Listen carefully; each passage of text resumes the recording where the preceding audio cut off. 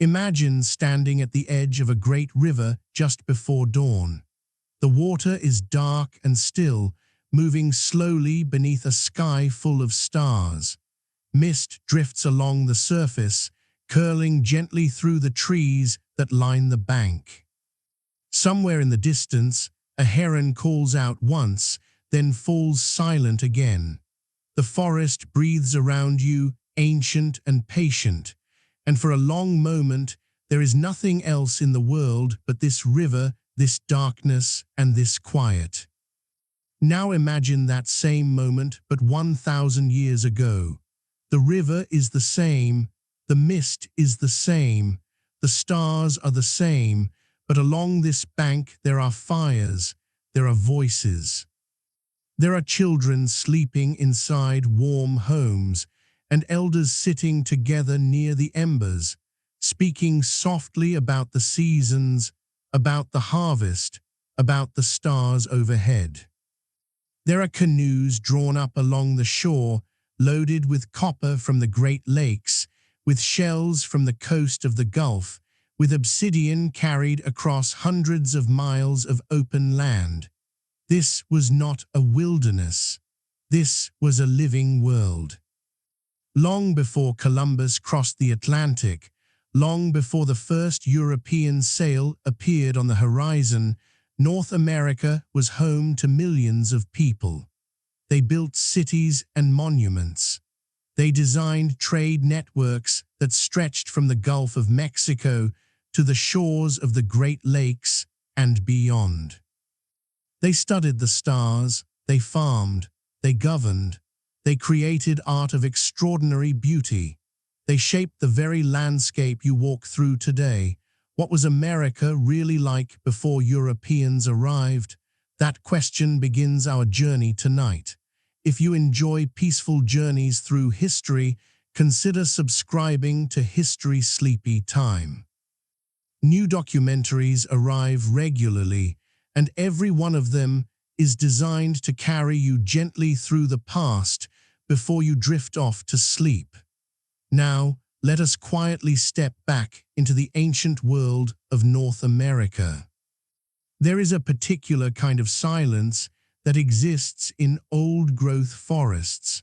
It is not the silence of emptiness. It is the silence of depth, the quiet that comes when a place has been alive for so long that it has learned to hold its breath. Stand inside one of those forests and you feel it immediately. The trees are too large to embrace. The light filters down through layers of canopy in soft green columns. The soil beneath your feet is thick and dark, built up over centuries by fallen leaves and the slow, patient work of roots. Across most of North America, that forest once stretched from the Atlantic coast all the way to the edge of the great prairies of the interior. It covered the rolling hills of the Appalachians, the floodplains of the Ohio Valley, the wide bottomlands along the Mississippi. It followed rivers deep into the continent, threading between bluffs and across ridges, filling every valley with shadow and birdsong. And for thousands of years, people lived inside that forest. When we think of North America before Columbus, many of us imagine an empty continent, a vast and untouched wilderness waiting to be discovered. But that image is not history. It is a story that was told much later, often to justify what came afterward. The truth, as archaeologists and historians have spent generations carefully uncovering, is far more interesting. North America before Columbus was a continent of remarkable human diversity. From the Pacific coast to the Atlantic shore, from the warm wetlands of the Gulf to the boreal forests of the north, people had been living, moving, building, farming, and flourishing for thousands of years. Different nations, different languages, different ways of organizing a community, different relationships with the land. Not one people, but hundreds of distinct nations, each with its own history, its own traditions, and its own deep knowledge of the particular landscape it called home. The forests of the East were not wild in the way we sometimes imagine. They were managed.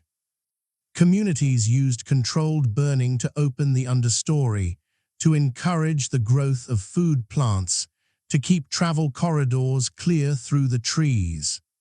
The result was a landscape that appeared natural to European eyes, but had in fact been shaped over centuries by human intention and ecological understanding. The Great Plains of the interior were not empty either. Enormous herds of bison moved across those grasslands, and communities had developed sophisticated methods for hunting them, for preserving the meat, for using every part of the animal to sustain life through long winters.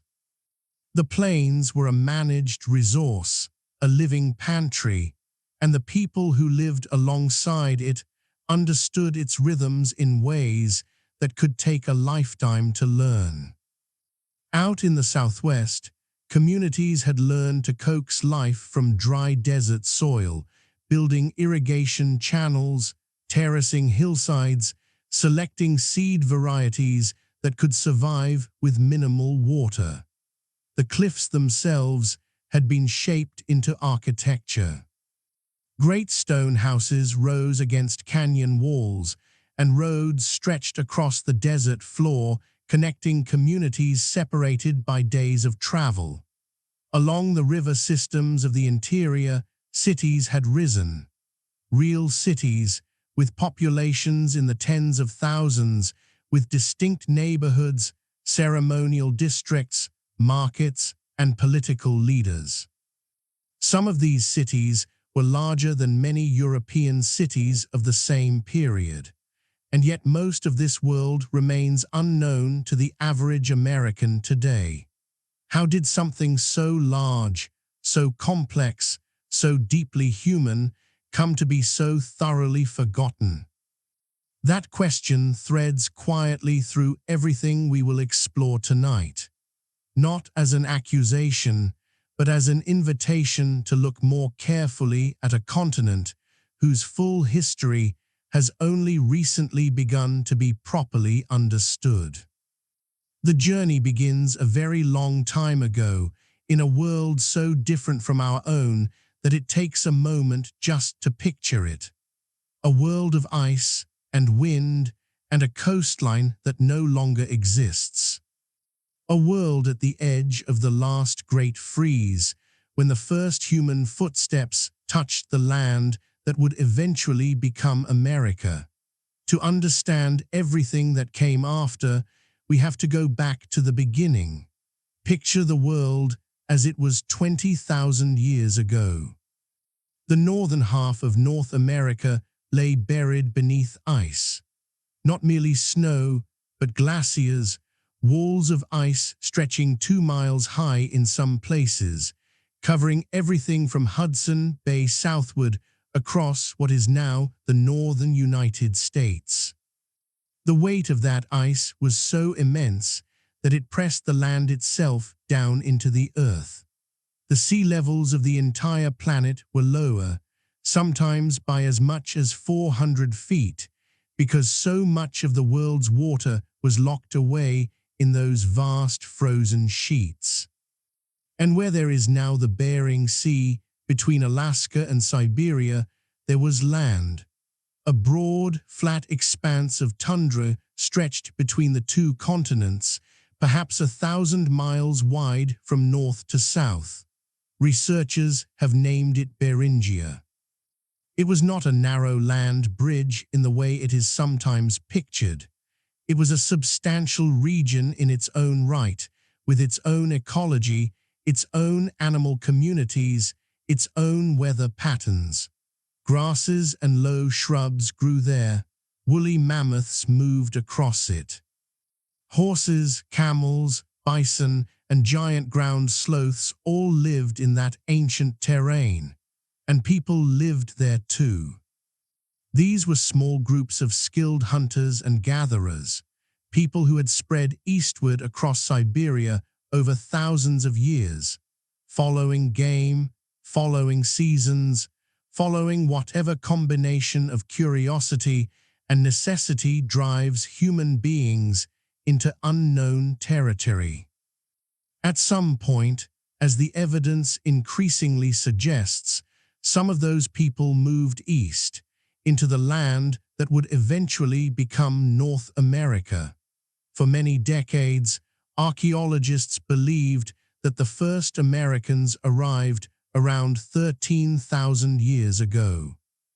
That estimate was based largely on a type of stone tool called a Clovis point, a beautifully crafted, leaf-shaped spear tip, first identified at a site in New Mexico during the 1930s.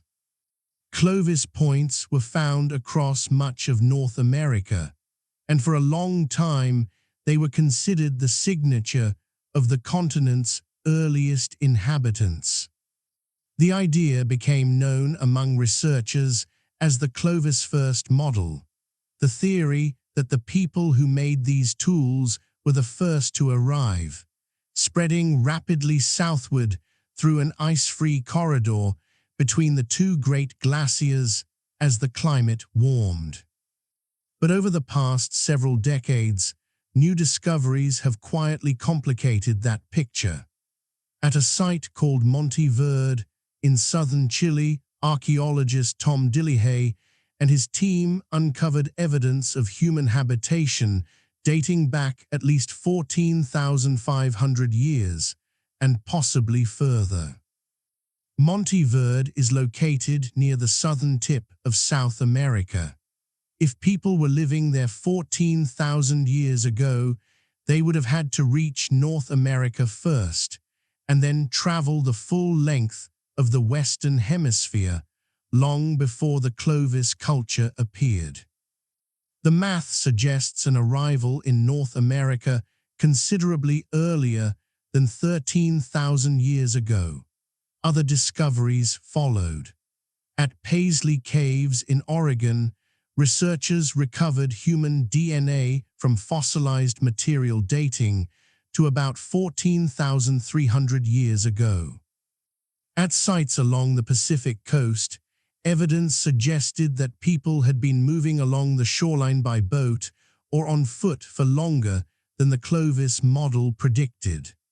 And then, in 2021, a discovery in New Mexico's White Sands National Park attracted international attention. Fossilized human footprints, preserved in ancient lake sediment, were dated to between 21,000 and 23,000 years ago, deep within the last glacial maximum. Those dates remain a subject of active scholarly discussion. Some researchers are cautious about the methodology used to date the footprints. Others find the evidence compelling, but the broader trend in Paleo-Indian research has been moving in a consistent direction for some time.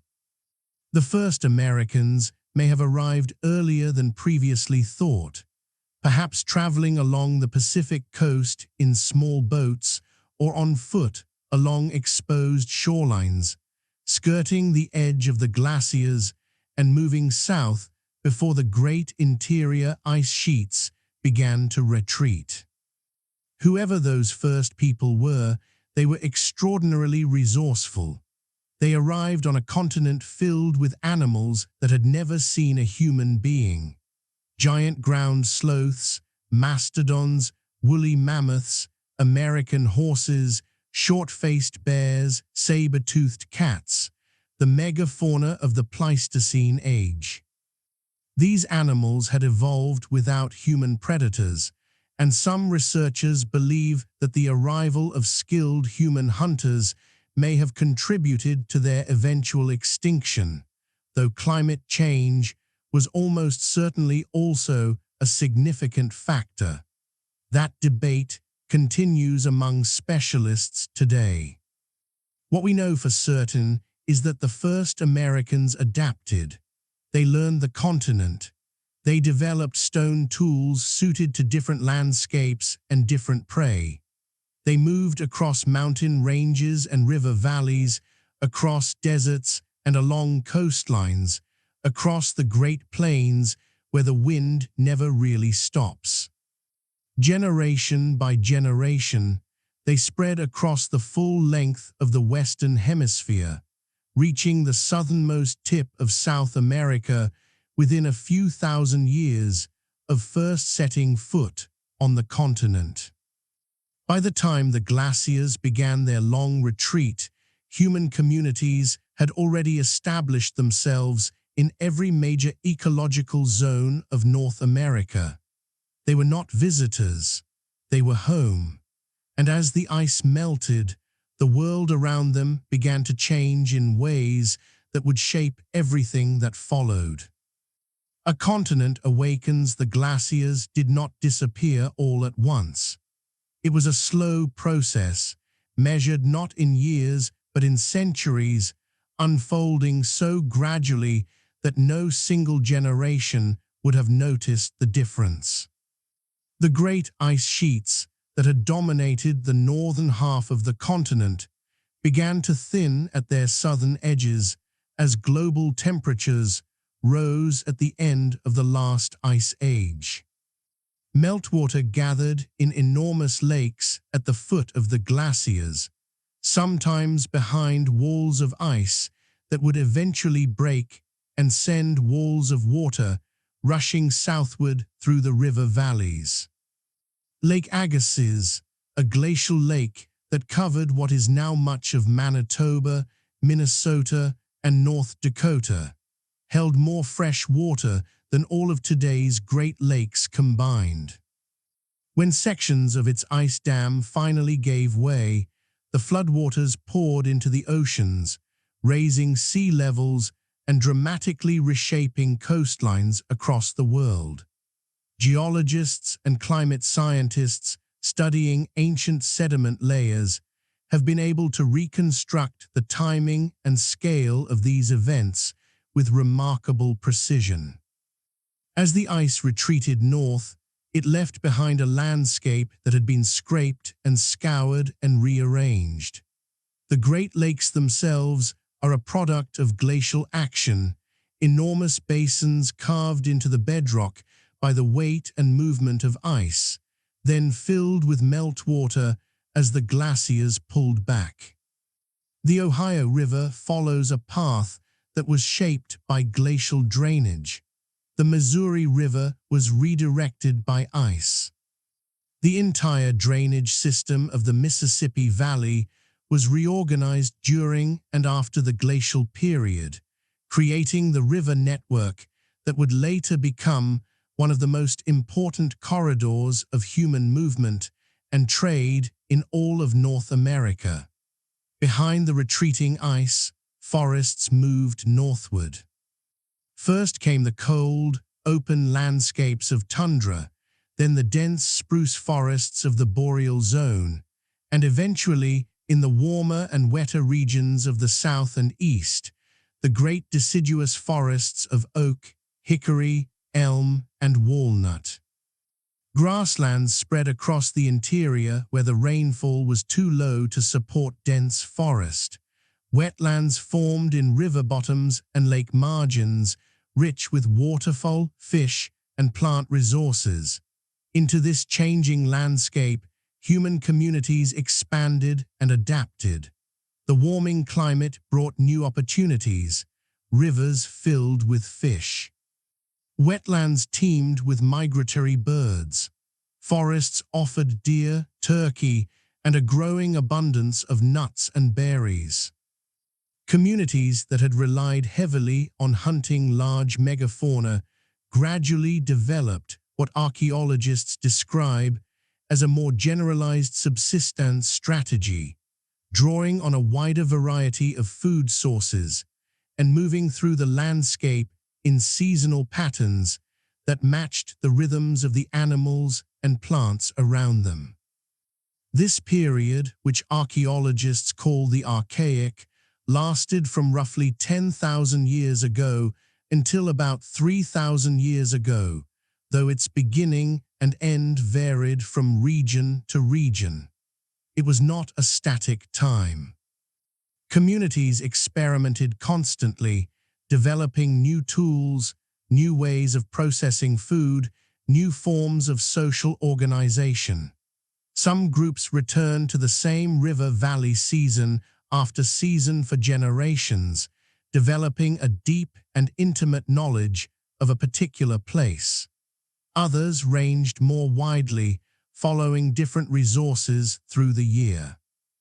You can almost imagine the quietness of those early mornings along a river bank 10,000 years ago. The mist rising from the water. A group of people moving carefully along the shore, watching for signs of fish near the surface. Children learning by watching, absorbing the knowledge of which plants are safe, which roots hold nourishment, where the deer come to drink at dusk. The landscape was not passive in this relationship.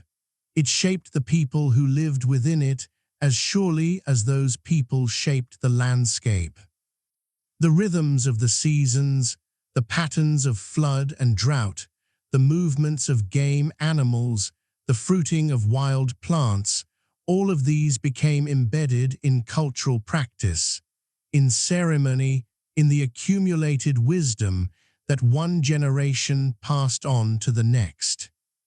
And as communities became more settled, as they returned more reliably to the same places year after year, something else began to develop slowly along the river valleys and near the lake shores of the continent.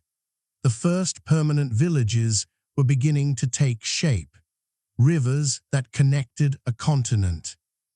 There is a reason that the great civilizations of ancient North America arose along river systems. Water, of course, was essential for drinking, for farming, for the fish and waterfowl it supported.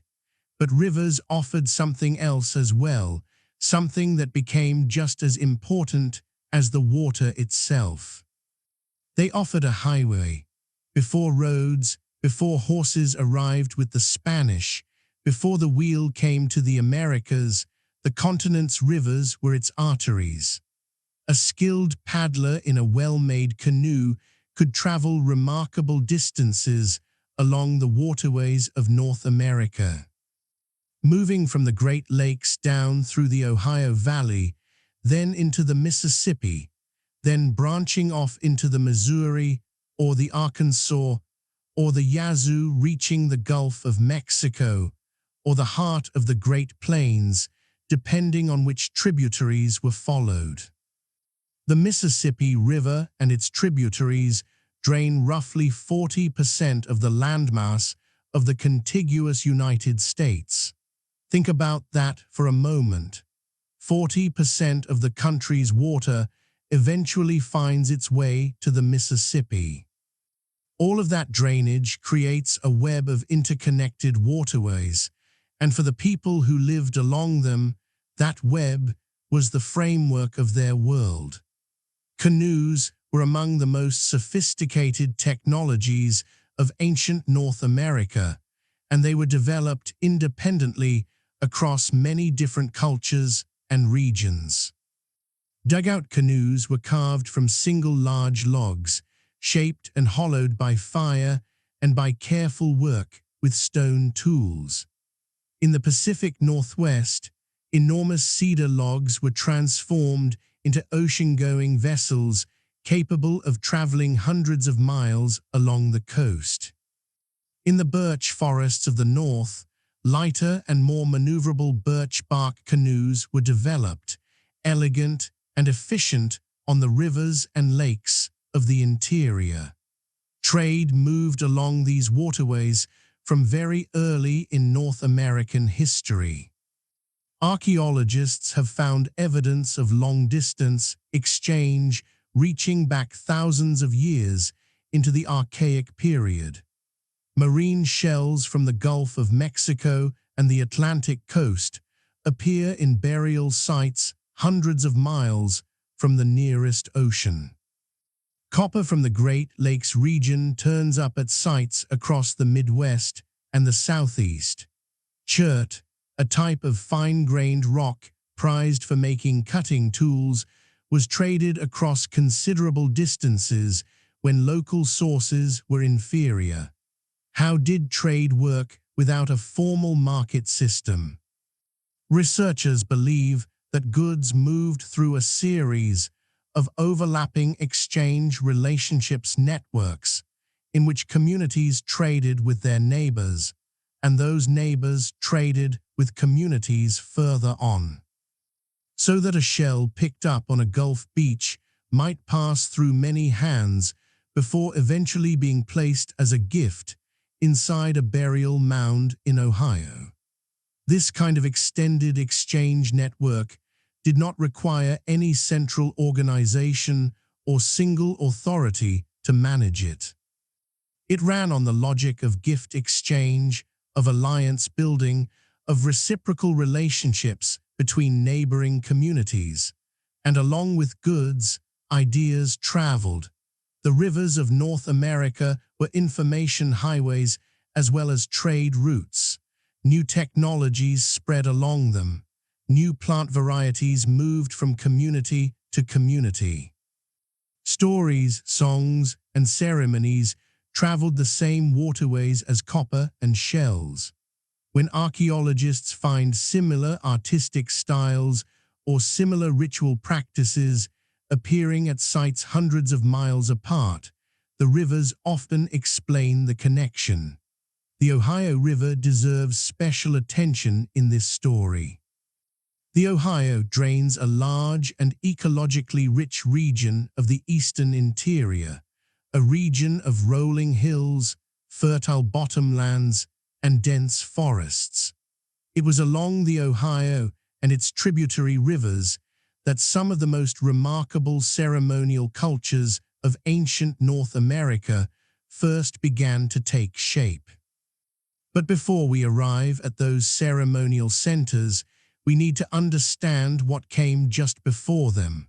What were the communities that first began planting seeds and building permanent villages? What happened when people put down roots, not just in the metaphorical sense, but in the literal one? Something fundamental changed when people began farming, something that would set the stage for everything that followed. The first villages, the shift from a fully mobile life to a more settled one, did not happen overnight. It was a long and gradual process, one that unfolded differently in different parts of the continent over thousands of years. And it was not, as was once thought, a single great transformation that swept across North America all at once. Instead, it was a mosaic of change, with different communities making different choices at different times, blending farming with hunting and gathering in proportions that suited their particular landscapes and their particular needs. Agriculture arrived in North America from the south. The three crops that would eventually become the foundation of many North American civilizations, maize, beans, and squash, were domesticated in Mexico over thousands of years of careful human selection. Maize, in particular, was a remarkable human achievement. Its wild ancestor, a grass called teosinte, looks almost nothing like the corn we recognize today. Through generations of selecting the largest, most productive seed heads and replanting them, indigenous farmers in Mexico gradually transformed teosinte into one of the most productive food plants the world has ever known. Maize reached the southwest of North America relatively early, spreading from Mexico into what is now Arizona and New Mexico, perhaps 4,000 years ago. From there, it moved slowly northward and eastward, carried by trade networks, by the movement of people, and by the gradual selection of varieties that could thrive in cooler and shorter growing seasons. By around 2,000 years ago, maize was being cultivated across a substantial portion of eastern North America, and over the centuries that followed, new varieties would extend its range even further north. But maize was not the only story. In the eastern woodlands of North America, communities had been experimenting with local plant domestication for thousands of years before maize arrived. Plants like sunflower, sumpweed, goosefoot, and erect knotweed were cultivated in garden plots along river bottoms, their seeds collected and replanted season after season in a gradual process of domestication. These eastern agricultural complex plants, as researchers sometimes call them, provided important additions to the diet of archaic communities long before maize became a staple. And farming, wherever it developed, changed the way people organized their lives. When you plant a field, you have to return to it. You have to weed it, tend it, water it if necessary, protect it from deer and birds and the thousands small disasters that can befall a crop. You have to be there at harvest time. And once you have stored a harvest, you have something worth protecting, which means you need a place to protect it from. These practical realities pushed communities toward greater permanence. Villages grew up near the best agricultural land, usually in river bottoms where the soil was deep and fertile and the water supply was reliable. Picture a village along the Ohio River 2,000 years ago in the warm amber light of an autumn afternoon. The corn has been harvested and hung to dry inside storage structures. The squash are piled against a wall. Children are playing near the river while women grind dried grain and men return from the forest carrying deer. Smoke rises from a dozen hearths. Dogs sleep in patches of sunlight. An elder sits outside her house and works at a piece of pottery, shaping the clay with practiced hands. This is not a primitive scene. It is a fully human one. These communities had governance structures, dispute resolution mechanisms, ceremonial calendars, artistic traditions, and deep bodies of ecological knowledge. They knew which plants held medicine and which held poison. They understood the flooding cycles of the river, the patterns of deer migration, the timing of fish runs in the spring. This knowledge was not written down, but it was rigorously maintained, passed from one generation to the next through story, through ceremony, through the careful instruction that happened every day between elders and children. As villages grew and as populations increased with the security that reliable food production brought, something remarkable began to happen in certain regions of North America. People began to build, not just houses, not just storage structures. Something larger, something that required cooperation on a scale beyond any single family or single band. Something that required planning and leadership and a shared vision of what the community was and what it stood for. The first monuments were beginning to rise from the American earth. Poverty Point and the first monument builders there is a place in northeastern Louisiana, near the confluence of several streams that once flowed into the Mississippi, where the ground rises in a series of concentric curved ridges unlike anything else in the surrounding landscape. From the ground, the ridges look like gentle earthen mounds, soft hills covered in grass and trees, easy to walk past without understanding what you are looking at. But from the air, the pattern becomes clear. 6 parallel curved ridges, arranged in a shape that is almost semicircular, nearly 3/4 of a mile from one end to the other, organized with a precision that speaks clearly of intentional design. This is Poverty Point, and it is one of the oldest large monument complexes in North America. Radiocarbon dating and other methods have established that the main construction at Poverty Point took place approximately between 1700 and 1200 BCE, making it roughly 3,000 to 3,500 years old. Researchers from Louisiana State University and other institutions have been studying the site for decades, and what they have found there continues to surprise them. The ridges themselves were built from basket loads of earth, carried by hand from elsewhere and deposited in a carefully planned arrangement. Estimates suggest that the construction required millions of cubic feet of fill. The labor involved was immense, and it was organized. This was not accidental or gradual accumulation.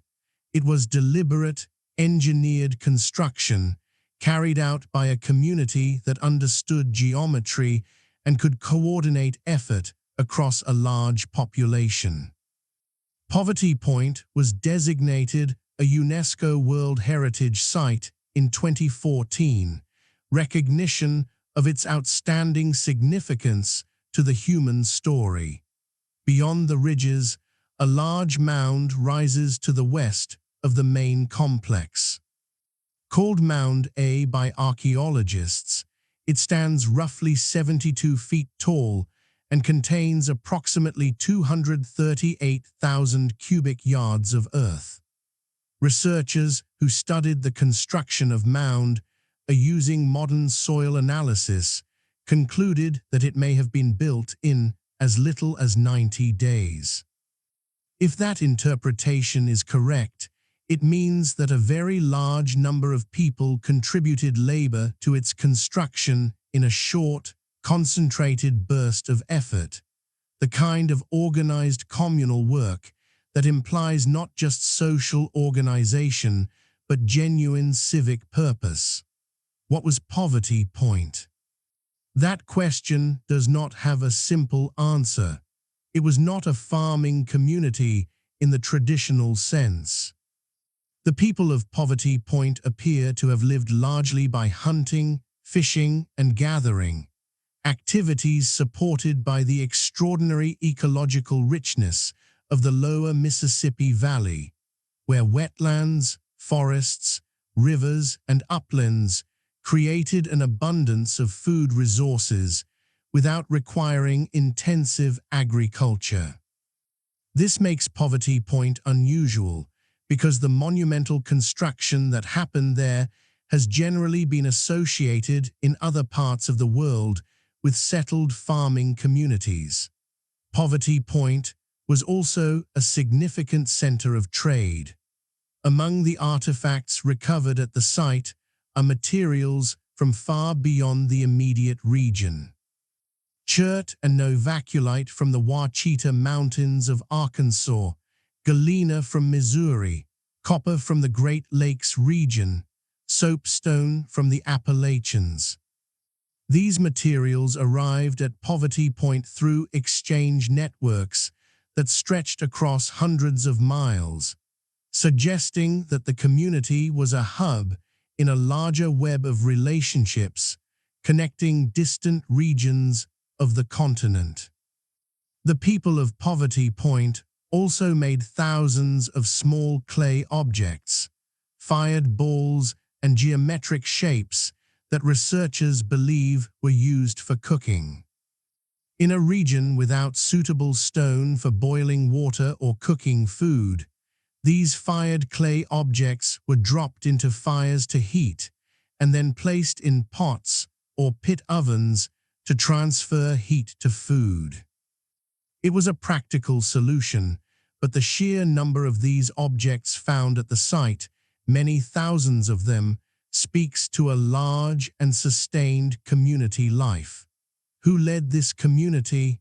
How were decisions made? How was the enormous labor of construction organized? Those questions remain among the most interesting and least answered in American archaeology. The social structure that supported Poverty Point is not well understood. There is no clear evidence of a hereditary ruling class in the way that appears later at some other sites. Some researchers suggest that community leaders may have organized labor through persuasion and shared ritual purpose rather than coercion.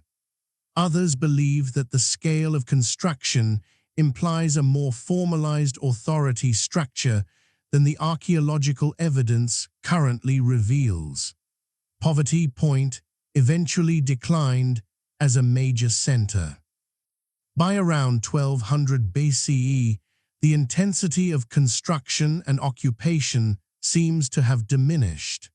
Whether the community dispersed, whether it was absorbed into other exchange networks, or whether environmental changes played a role, remains a question that researchers continue to investigate. But the tradition of building large earthworks did not disappear with Poverty Point. It continued, grew, and eventually flowered into something even more remarkable in the river valleys of the Midwest. The earth was about to rise again, the Adena and the Hopewell worlds. Along the rivers of the Ohio Valley, in the gentle hills of what is now Ohio, Indiana, Kentucky, and neighboring states, a new tradition of mound building emerged during the last several centuries BCE.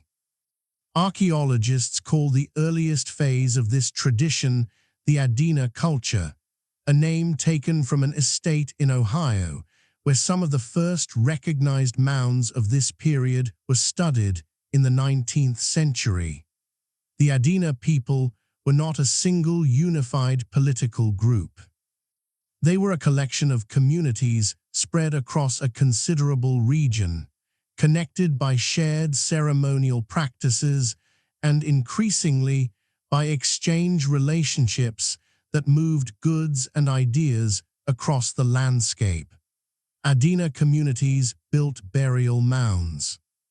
Not the enormous earthworks of Poverty Point, but smaller, rounder mounds raised carefully over the grave of important community members, often accompanied by grave goods that reflected the status and connections of the person buried within. Inside these mounds, archaeologists have found polished stone tablets carved with repeating geometric patterns. Tubular stone pipes, copper ornaments, decorative objects made from materials that do not occur naturally anywhere near Ohio. The mounds were not just grave, they were statements. They connected the living community to its ancestors, marking the landscape with the memory of those who had come before. For the communities that built and maintained them, these mounds were sacred geography, points in the landscape where the past and the present touched. And then, beginning around 200 BCE, something began to change. Across the Ohio Valley and the surrounding region, the scale of ceremonial activity began to expand dramatically. Exchange networks that had previously moved small quantities of exotic materials began moving much larger volumes of goods, and those goods came from much greater distances. New forms of artistic expression appeared, characterized by naturalistic representations of animals, birds, and human figures executed in copper, mica, bone, and stone, with a delicacy and sophistication that still astonishes those who study them. Researchers call this expanded cultural tradition the Hopewell, another name taken from an Ohio archaeological site. The term Hopewell is used carefully by archaeologists today because it describes a complex of shared practices and exchange relationships rather than a single unified culture or political entity. The communities that participated in what is sometimes called the Hopewell interaction sphere maintain their own distinct local identities, languages, and social structures. What they shared was a set of ritual practices, artistic conventions, and most importantly, a remarkably extensive network of exchange. The scale of that exchange network is one of the most striking things about the Hopewell world. Copper came from the shores of Lake Superior, more than 500 miles to the north. Obsidian, the volcanic glass prized for its ability to hold an almost impossibly sharp edge, arrived from the Rocky Mountains, 1,000 miles to the west. Marine shells came from the Gulf of Mexico to the south. Mica, with its thin, gleaming sheets, came from the mountains of North Carolina to the east. Grizzly bear teeth and volcanic rock from the Yellowstone region appeared in Ohio burial mounds. These materials moved across the continent along river systems, overland trails, and a web of social connections that linked communities from the Rocky Mountains to the Atlantic coast. How did any of this actually work? Archaeologists have debated this question for generations. There is no evidence of a central Hopewell authority organizing the exchange. No Hopewell capital city has been identified. Instead, the interaction sphere seems to have operated through a series of overlapping relationships between local leaders, relationships maintained and renewed through ceremonial gatherings, through the giving and receiving of prestige goods, through shared ritual practices that created a common ceremonial language across an enormous geographic area. Some of the earthwork complexes associated with the Hopewell tradition are extraordinary achievements of landscape architecture. At Newark, Ohio, a set of connected earthworks once enclosed an area larger than the modern city of Newark itself. Circular enclosures connected by long earthen walls. Square enclosures aligned with astronomical events. Graded roads leading between different parts of the complex. Recent research using LiDAR technology, which uses laser pulses to create detailed elevation maps of the ground surface beneath vegetation, has revealed details of these earthworks that were not visible to earlier researchers. The Hopewell earthworks were not merely functional. They were ceremonial environments, places where communities gathered for rituals that reinforced their connections to one another and to the cosmos they understood themselves to inhabit. Some of the geometric enclosures appear to align with solar and lunar events, suggesting that their builders were careful observers of the sky. Researchers at sites like High Bank Works and Newark have documented alignments with the rising and setting of the moon at its most extreme northern and southern positions, a cycle that takes approximately 18.6 years to complete. Tracking that cycle accurately required systematic observation across multiple generations. The art of the Hopewell tradition is among the most beautiful ever produced in North America. Sheets of hammered copper were cut into the shapes of birds of prey, their feathers depicted with extraordinary precision.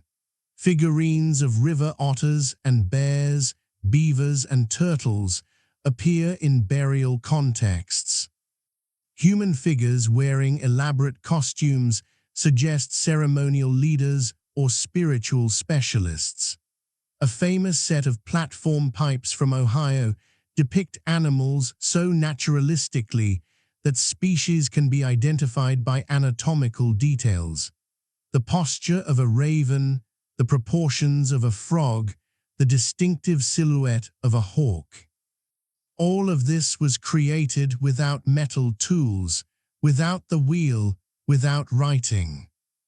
It was created by people who understood their world deeply, who had developed technologies and artistic traditions through centuries of accumulated knowledge, and who maintained connections across a continent through the patient work of relationship building and ceremonial participation. The Hopewell tradition reached its peak somewhere around 200 CE and then gradually declined over the following centuries.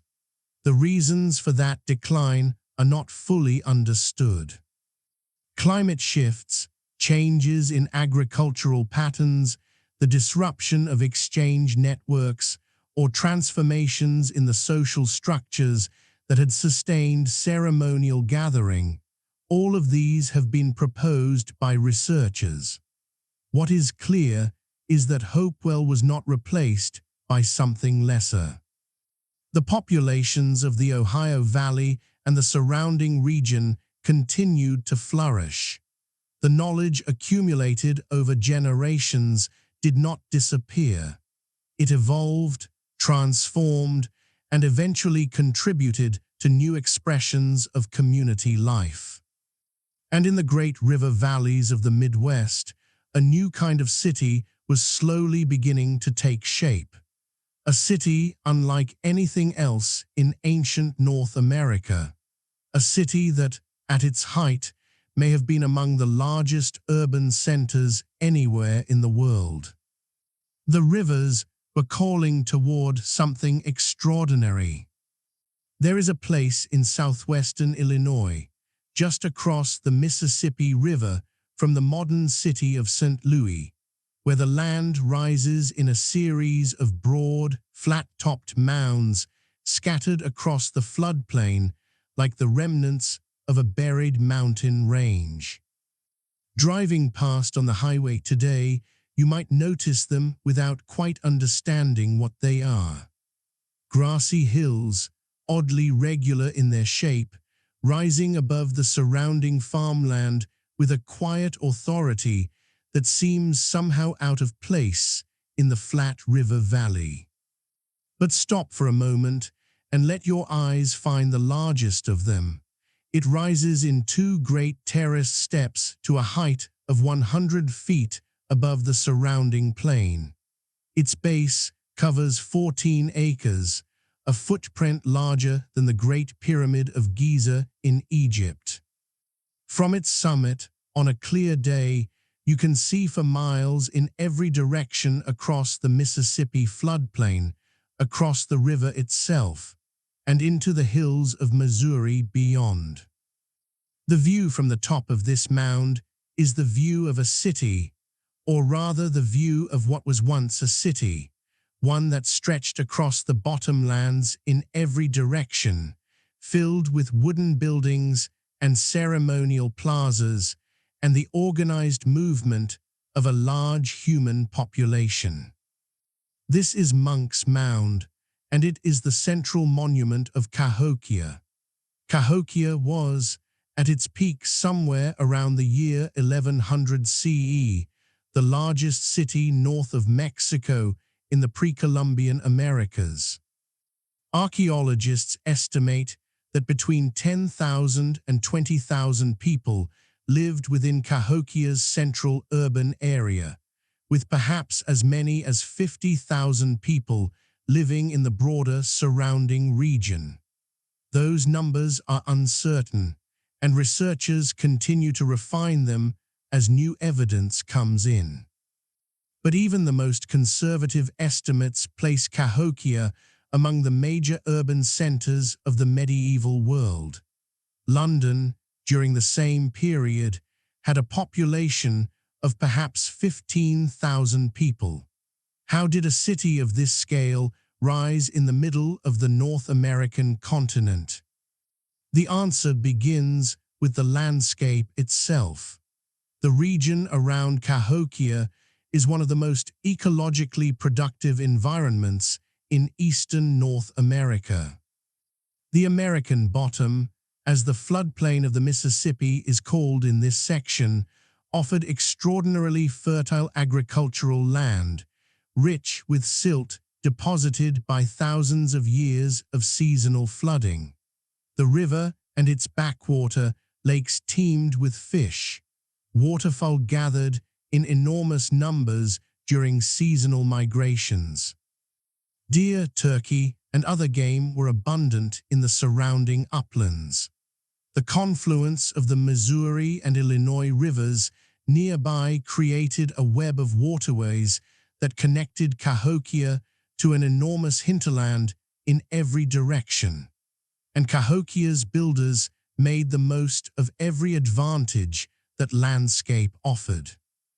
The city that grew in the American Bottom beginning around 1050 CE was not simply an enlarged version of earlier Mississippian villages. It was something qualitatively different, a genuine urban center with a degree of planning and organization that had no precedent in the region. The central precinct of Cahokia was surrounded by a large wooden palisade, a wall of upright logs that enclosed the ceremonial core of the city. Inside that wall, more than 100 mounds of various sizes and shapes were arranged around open plazas, the largest of which stretched for nearly 50 acres between Monks Mound and a line of smaller platform mounds to the south. That central plaza was not simply an open space. It was a designed environment, a carefully leveled and maintained public area that may have served as a gathering place for markets, ceremonies, and the political performances through which Cahokia's leaders demonstrated their authority and maintained the allegiances of the surrounding population. Monks Mound itself was the work of generations of labor. The mound was built in stages over a period of several centuries, with new layers of earth added periodically to increase its height and expand its terraces. The engineering required to build and maintain a structure of this size in a floodplain environment was considerable. The base of the mound had to be managed carefully to prevent the waterlogged soils of the floodplain from destabilizing the structure. Researchers studying the mound's construction have found evidence of complex soil engineering, including the deliberate selection and placement of different soil types to maintain structural integrity. On the summit of Monks Mound, archaeological evidence suggests that a large wooden building once stood. Measuring perhaps 100 feet long and 50 feet wide, it would have dominated the skyline of the city below. What happened inside that building, who occupied it, and for what purposes, remains a question that archaeologists have not fully answered. Most researchers believe it housed Cahokia's paramount leader, a figure who combined political and religious authority in ways that are not entirely distinct from one another in the context of Mississippian culture. But Cahokia was not only its monuments. Beyond the central precinct, the city spread outward across the floodplain in a network of neighborhoods, each with its own smaller mounds, its own public spaces, and its own residential areas. Archaeologists excavating in different parts of the site have found evidence of diverse populations living in distinctly different ways. Some neighborhoods appear to have housed elite families, with larger and more carefully constructed buildings and access to a wider range of prestige goods. Other areas show evidence of ordinary household life, cooking pots and storage pits, and the everyday debris of families going about their daily routines. Cahokia was also a center of craft production and trade. Large quantities of marine shell, copper, and other exotic materials arrived at the city through exchange networks that extended across an enormous geographic area.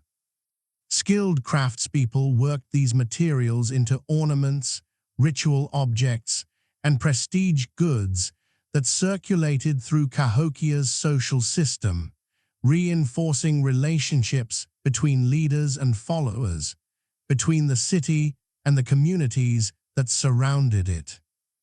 Pottery produced at Cahokia or in its immediate region has been found at sites hundreds of miles away, suggesting that the city's influence extended far beyond its immediate hinterland. One of the most remarkable discoveries at Cahokia has been a series of large circular features that archaeologists have called Woodhenge, a name borrowed from the famous monument in England, though the American version was built of wood rather than stone.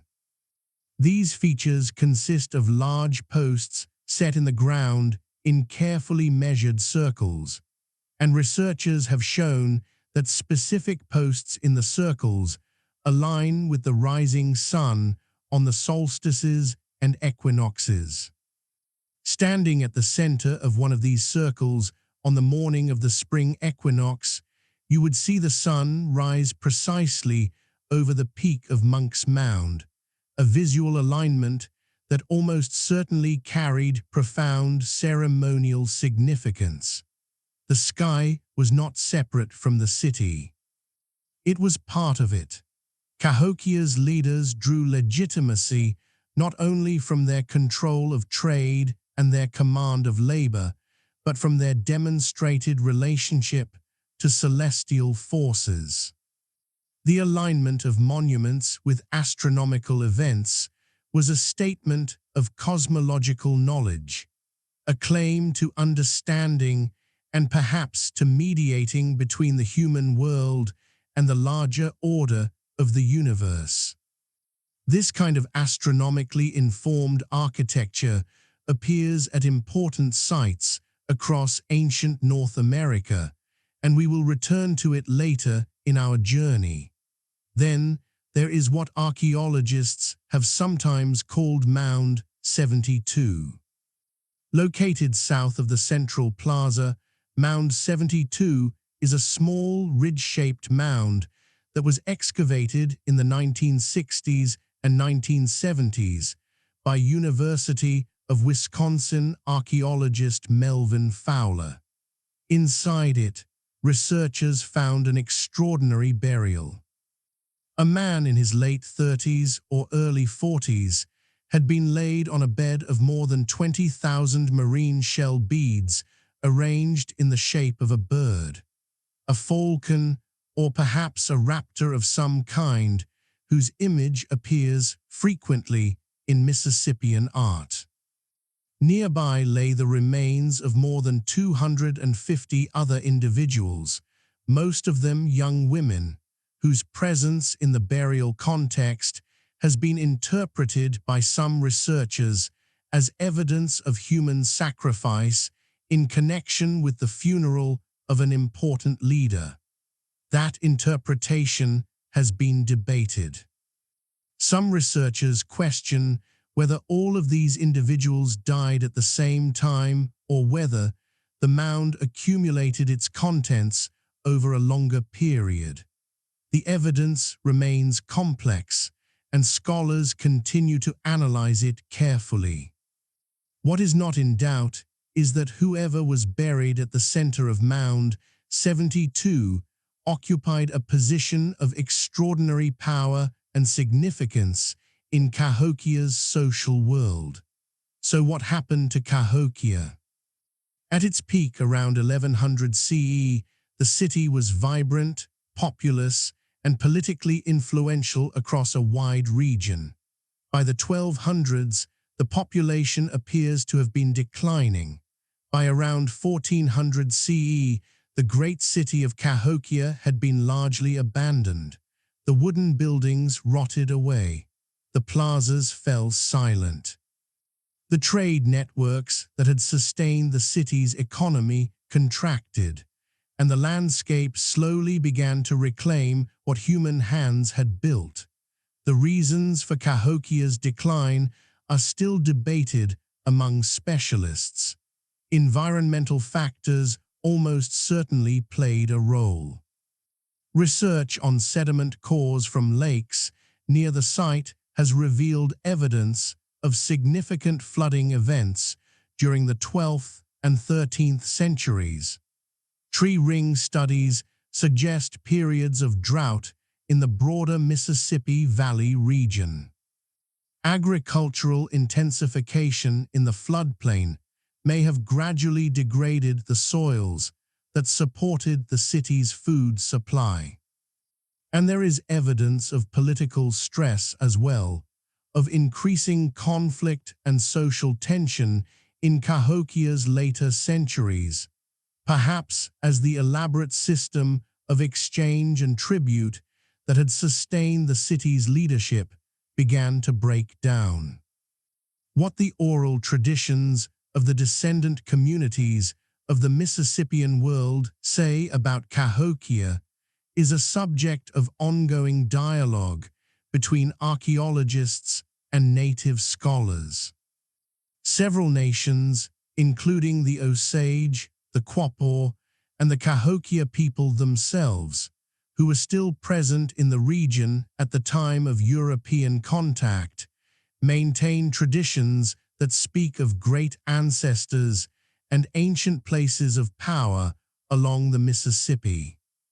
These traditions are living cultural knowledge, not simply historical records, and they deserve to be understood on their own terms rather than reduced to simple confirmation or contradiction of the archaeological evidence.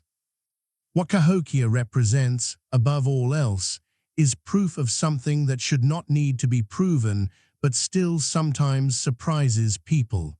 Ancient North Americans built cities.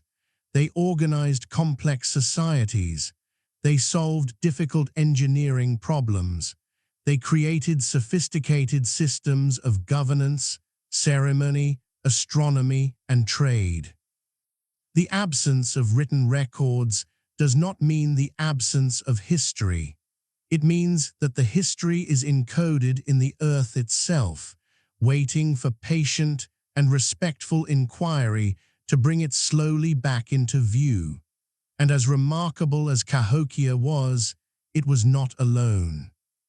Across the continent, in landscapes utterly different from the Mississippi floodplain, other communities were solving the challenges of building complex societies in their own ways, with their own materials, and in conversation with their own particular environments.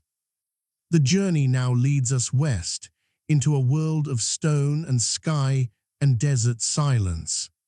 Imagine standing at the edge of a shallow canyon in the high desert of what is now northwestern New Mexico. The canyon floor is wide and flat, perhaps half a mile across at its broadest point, with walls of pale sandstone rising perhaps 300 feet on either side.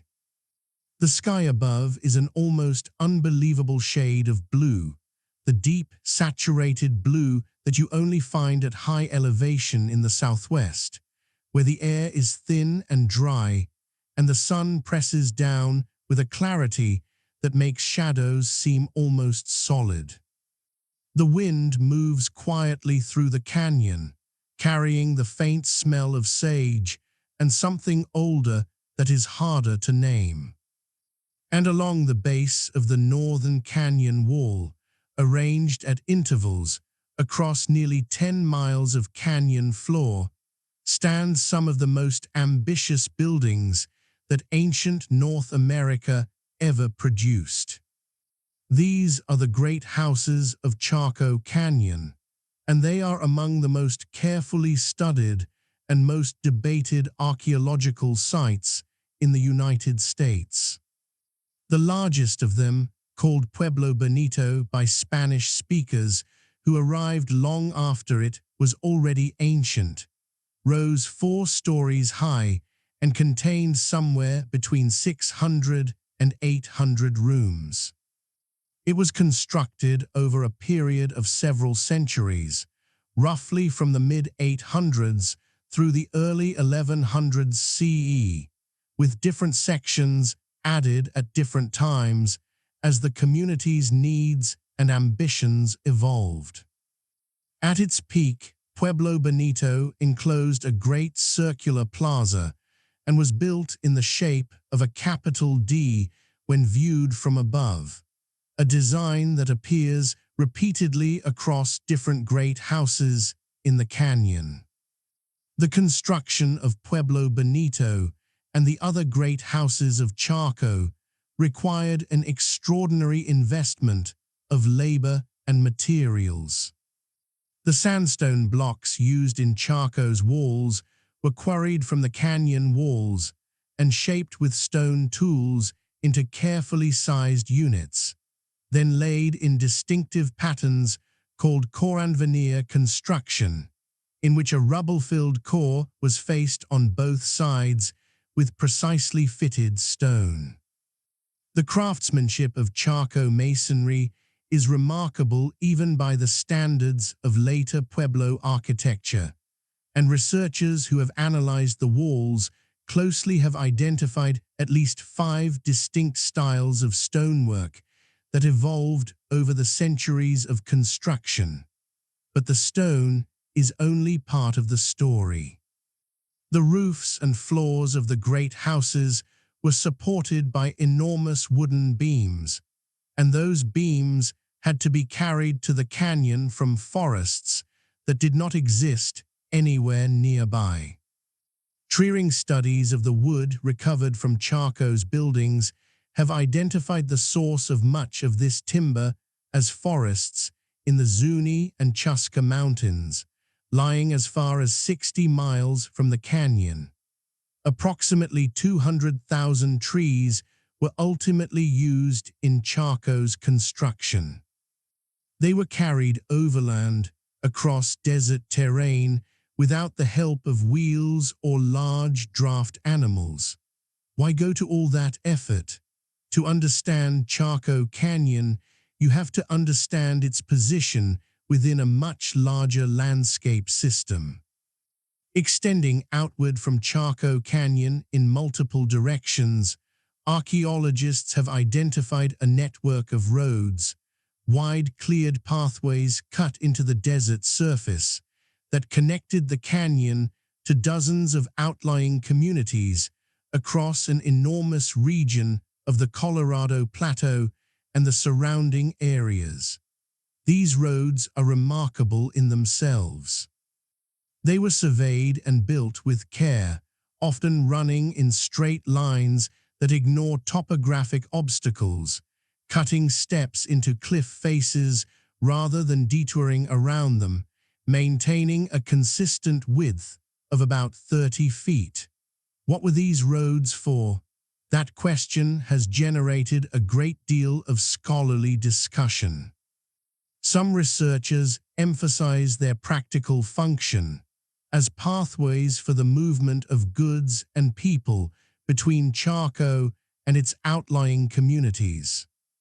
Others point to their unusual straightness and suggest that they may have served a ceremonial or symbolic purpose as much as a practical one, marking a visual and conceptual connection between the center and the periphery of the Chaco world. The roads may have served both purposes simultaneously, as is often the case with the infrastructure of complex societies. The outlying communities connected to Chaco by these roads are sometimes called Chaco outliers. They share architectural features with the great houses of the canyon, smaller versions of the same distinctive masonry style, similar site layouts, and similar spatial organization. The presence of Chaco architecture across a region of roughly 150,000 square miles suggests that Chaco Canyon functioned as a center of political, economic, and ceremonial authority for a very large area. What did that authority look like? Researchers have proposed various models.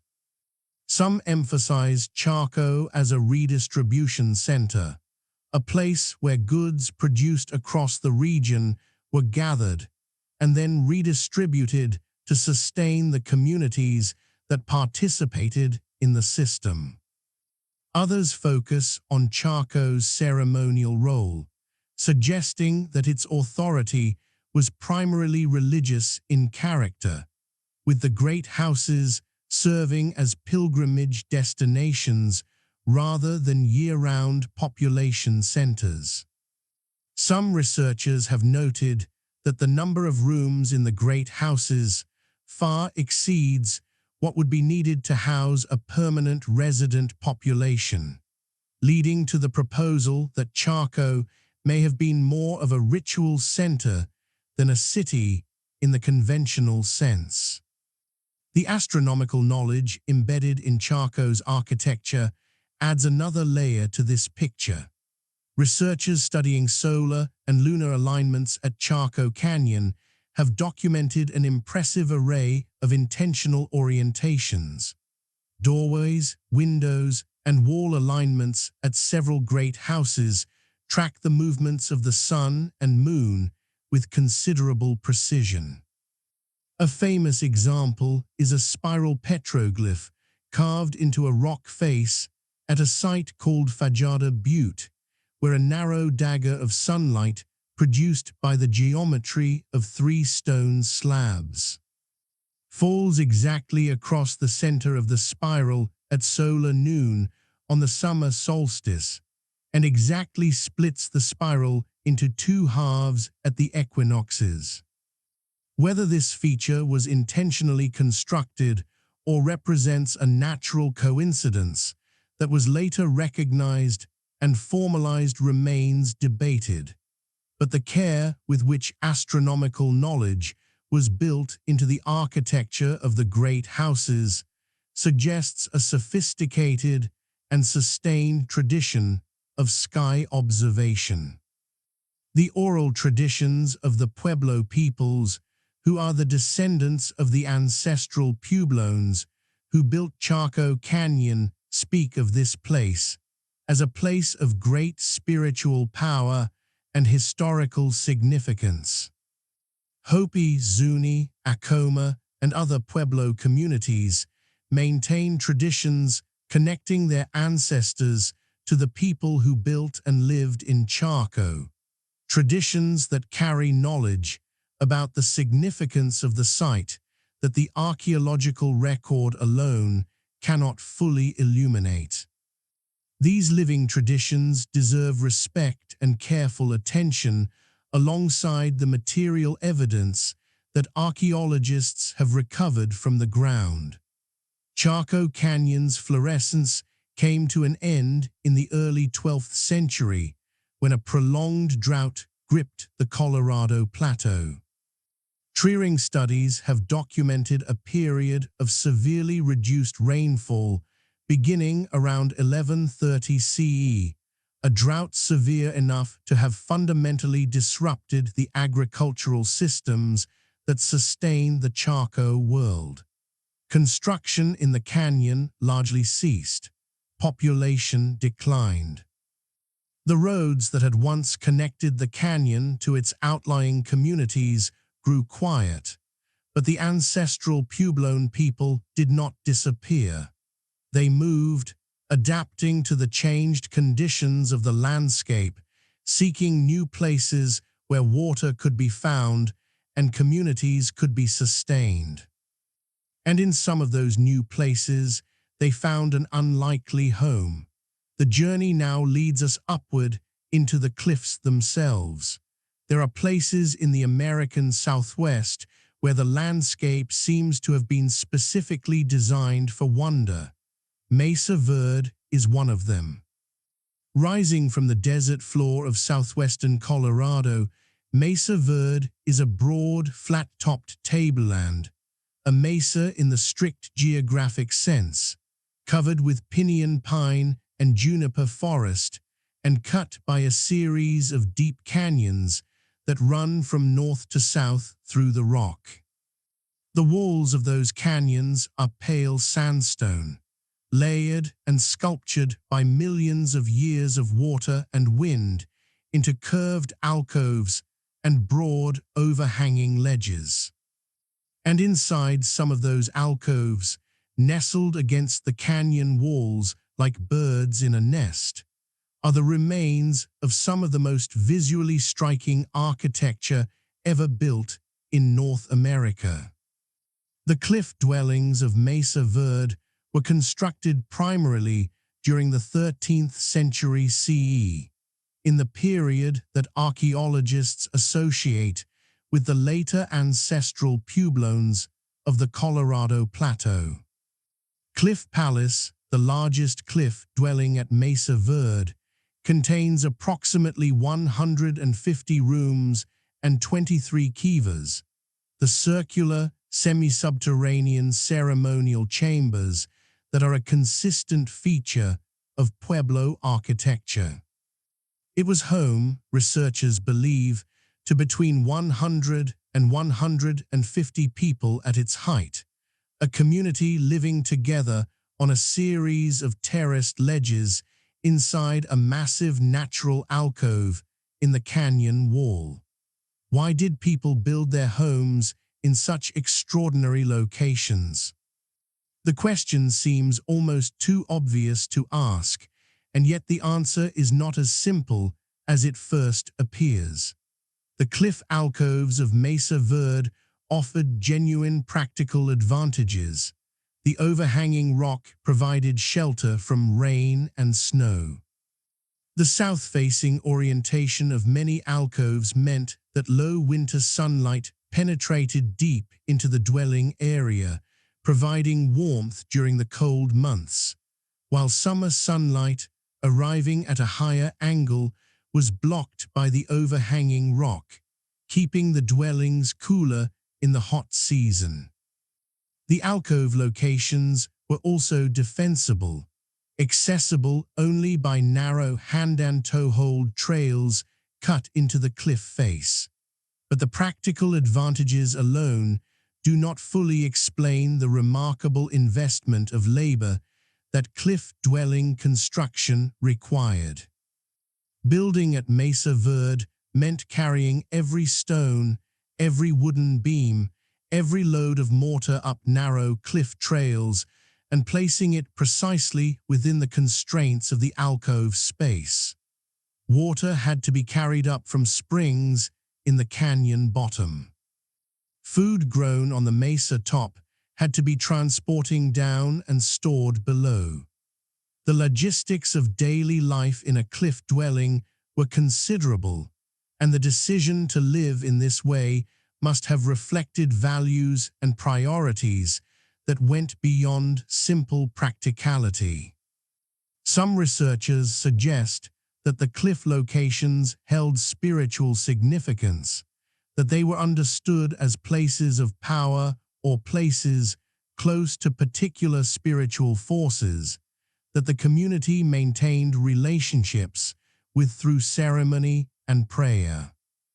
The kivas found in virtually every cliff dwelling at Mesa Verde were centers of ceremonial life, places where men gathered for rituals that maintained the community's connections to the spiritual dimensions of their world. The physical architecture of the cliff dwelling and the ceremonial architecture of the kiva were not separate systems. They were integrated expressions of the same understanding of how the human community should relate to the world around it. Daily life in a Mesa Verde cliff dwelling would have had a particular rhythm. Mornings might begin with the first light finding its way into the alcove, warming the stone walls that had radiated cold through the night. People would climb up to the mesa top to tend their fields of corn, beans, and squash, returning in the late afternoon as the shadows lengthened in the canyon below. Women ground corn on stone metates, the grinding slabs found in virtually every room at Mesa Verde, producing the flour that was the staple of the diet. Pottery was made and fired. Clothing was woven from cotton and from the fibers of wild plants. Children played in the spaces between the buildings, learning the skills and stories that would carry their community forward. The pottery produced at Mesa Verde during this period is immediately recognizable to anyone who has studied American archaeology. Black-on-white decorated vessels with geometric designs, executed with a precision and elegance that reflects generations of accumulated skill, appear throughout the cliff dwelling sites. The designs on Mesa Verde pottery are not merely decorative. Many of them encode symbolic content related to the ceremonial life of the community, though the specific meanings of individual design elements are not always recoverable from the archaeological record alone. The cliff dwellings of Mesa Verde were occupied for a relatively brief period. Construction of the cliff palaces and tower houses began in the mid-1200s CE, and by around 1300 CE, the great cliff dwellings had been largely abandoned. That departure happened within a generation or two of the peak of occupation, a remarkably rapid transformation. The reasons for it overlap with the same climatic and environmental pressures that were transforming much of the ancestral Puebloan world at the same time. A severe and prolonged drought struck the Colorado Plateau in the last quarter of the 13th century, a drought documented in extraordinary detail by Treering researchers who have built a continuous record of annual rainfall going back more than 2,000 years in this region. The drought alone may not fully explain the abandonment of Mesa Verde.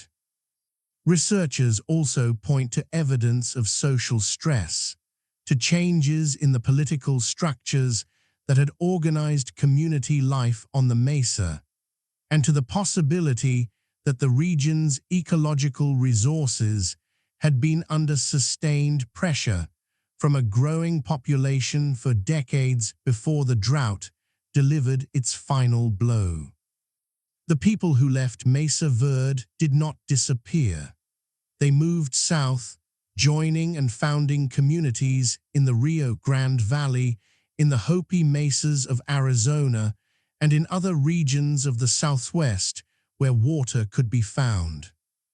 Their descendants are the Pueblo peoples of today, communities that have maintained continuous cultural traditions, connecting them to the cliff dwellers of Mesa Verde and the builders of Chaco Canyon across more than 7 centuries. That continuity is one of the most important things to understand about the history of ancient North America. The great sites we have visited on this journey were not dead ends. They were chapters in a longer story, a story that continues in living communities today. But before we follow that story forward, we need to step back and look at the full picture of the continent. Because the Mississippi Valley, the Ohio River, the Colorado Plateau, These were not isolated worlds. They were connected to each other and to every other corner of ancient North America by something that moved with a quiet persistence across every landscape and through every season.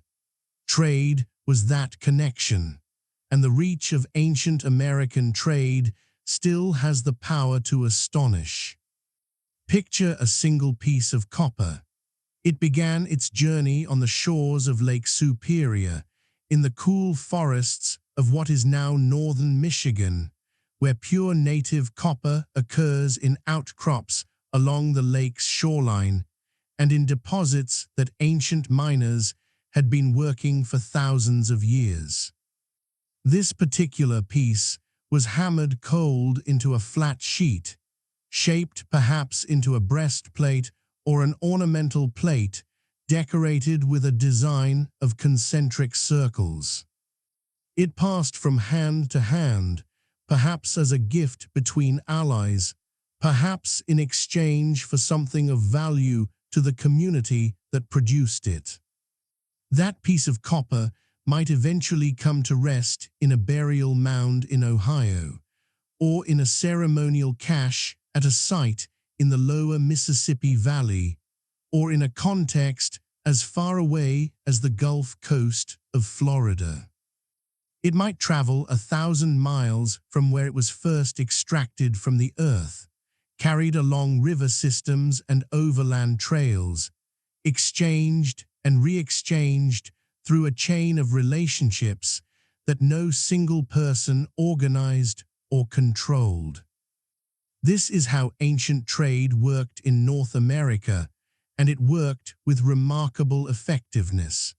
The evidence for long-distance exchange in pre-Columbian North America is scattered across thousands of archaeological sites, present in the form of materials that are unmistakably from somewhere else. Obsidian, the volcanic glass that holds a sharper edge than almost any other natural material, occurs only in specific volcanic locations in North America.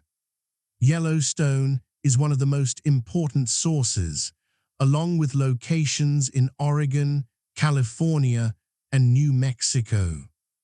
Yet obsidian from these specific geological sources has been found at sites throughout the continent, sometimes thousands of miles from the nearest natural outcrop. By analyzing the specific chemical fingerprint of obsidian artifacts, researchers can trace each piece back to its geological source, and the results consistently reveal trade networks of continental scope. Marine shells present a similar picture. The great conch shells of the Gulf of Mexico, cut into cups and gorgets and ornamental pendants, traveled up the Mississippi and its tributaries into the heartland of the continent. Lightning whelk shells from the Gulf appear at Hopewell ceremonial sites in Ohio. Olivella shells from the Pacific coast appear at sites in the interior.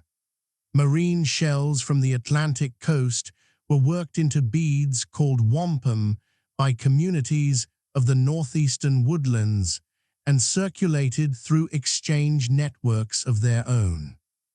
Pipestone or catlinite, a soft red stone found primarily in a single quarry in what is now southwestern Minnesota, was worked into ceremonial pipes that traveled across enormous distances. The quarry at Pipestone, now a national monument, was understood by many native communities as sacred ground, a place that could be visited for the purpose of quarrying the stone even by communities that were otherwise in conflict with one another. The sacredness of the site transcended ordinary political boundaries and created a kind of neutral zone where the work of spiritual preparation could proceed in relative peace. Turquoise from the mines of the Southwest, particularly from deposits in New Mexico and Arizona, traveled northward to Chaco Canyon and outward from there to communities across a wide region. At Pueblo Bonito, archaeologists found caches of turquoise that represented thousands of individually worked pieces, evidence of a turquoise economy of considerable scale centered on the Chaco system. Textiles also moved through ancient trade networks, though they are rarely preserved in the archaeological record. At dry sites in the southwest, fragments of woven cotton cloth survive in remarkable condition, and analysis of these fragments has revealed sophisticated weaving techniques and, in some cases, materials that must have come from considerable distances. In the wetter environments of the eastern woodlands, textiles have rarely survived, but the evidence from other sources suggests that woven goods, along with the knowledge of how to produce them, moved through the same networks as copper and obsidian, and food moved too. Agricultural products, particularly maize and its associated knowledge, spread across the continent through a combination of trade, migration, and the social relationships maintained between neighboring communities. The spread of new maize varieties that could survive shorter growing seasons allowed agriculture to move steadily northward over the centuries, a biological expansion driven by the same exchange networks that carried copper and obsidian and shells. Consider what all of this implies about the world of ancient North America. Communities separated by 1,000 miles or more were aware of each other's existence, maintained active relationships with each other through intermediaries, valued each other's products, and participated in shared symbolic systems expressed through the use of common materials in ritual contexts. The continent was not a collection of isolated tribes. It was a web of interconnected communities, each embedded in a larger network of relationships that stretched across ecological zones and geographic barriers. The rivers made much of this possible. Canoe travel along the Mississippi and its tributaries allowed goods and people to move quickly and efficiently through the interior of the continent. Portages, short overland carries between river systems, extended the reach of water travel. Established trails crossed the mountain ranges that water could not penetrate.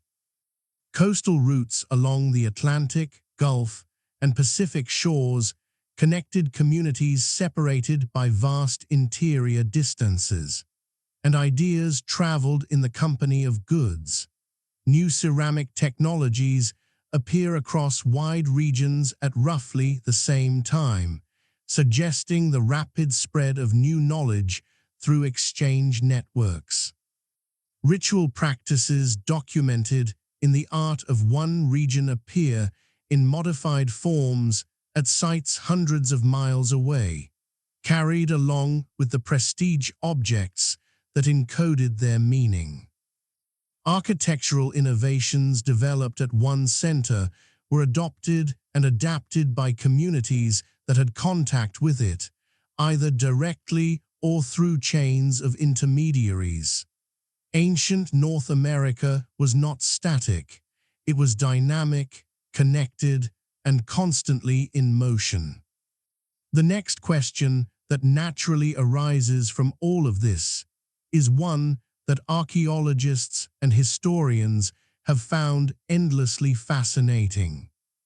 If communities across the continent were carefully observing their environments, tracking the movement of resources, understanding the seasonal patterns of plants and animals, and managing complex exchange systems, that required coordination over great distances, what else were they watching carefully?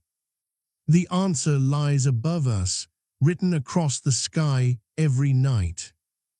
On a clear night in the middle of North America, far from any city or artificial light, the sky above is a revelation. The Milky Way stretches from horizon to horizon in a river of soft light, so dense with stars that it seems almost solid. The planets move slowly against the fixed background of the constellations, tracing paths that repeat themselves with a regularity that rewards patient observation. The moon rises and sets in a cycle that shifts subtly from month to month, tracing a larger pattern that takes nearly 19 years to complete. And twice a year, at the equinoxes, the sun rises precisely in the east and sets precisely in the west, dividing the day and the night into equal halves with a geometric clarity that requires no instruments to observe. For the people of ancient North America, this sky was not merely a backdrop to daily life. It was a text, a living document written in light and motion, and they read it with extraordinary care. The evidence of that careful sky watching is embedded in the archaeology of the continent in ways that are still being fully appreciated. We have already visited Cahokia's Woodhen and the solar alignments of Chaco Canyon. But these are only the most celebrated examples of a practice that appears across an enormous geographic range and a very long span of time.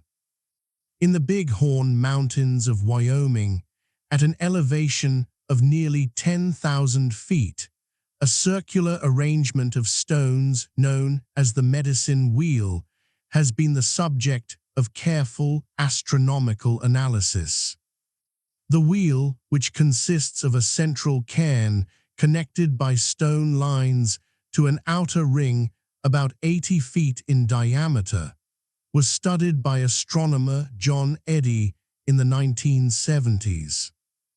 Eddy found that specific alignments between the central cairn and several smaller cairns placed around the outer ring track the rising and setting points of the sun at the summer solstice, as well as the rising points of three bright stars whose heliacal risings. The first appearance of a star on the eastern horizon just before sunrise after a period of invisibility mark important moments in the ceremonial calendar.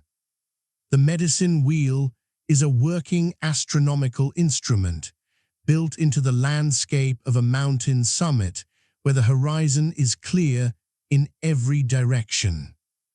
In the Ohio Valley, the Newark earthworks that we encountered earlier in our journey include alignments that track the complex 18-and-a-half-year cycle of the moon.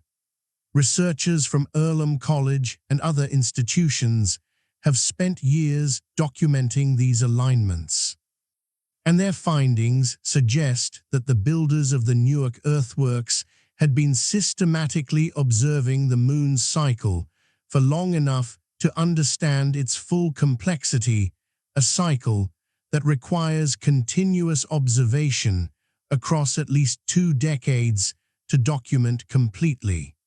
Think about what that means in practical terms. To understand the lunar standstill cycle, a community had to maintain consistent astronomical observations across multiple generations, passing the work and the knowledge from one group of observers to the next, recording what they saw in some form that allowed comparisons to be made over spans of time longer than any individual lifetime. This is systematic science, carried out without instruments in the modern sense, but with a rigor of observation and a sophistication of analysis that deserves to be recognized as such. The astronomical knowledge embedded in ancient North American architecture served practical purposes as well as ceremonial ones. Knowing the exact date of the solstices and equinoxes was essential for organizing the agricultural calendar. The spring equinox marked the approaching planting season. The summer solstice came near the time when corn was knee-high and the rains that would carry the crop through to harvest were most critical.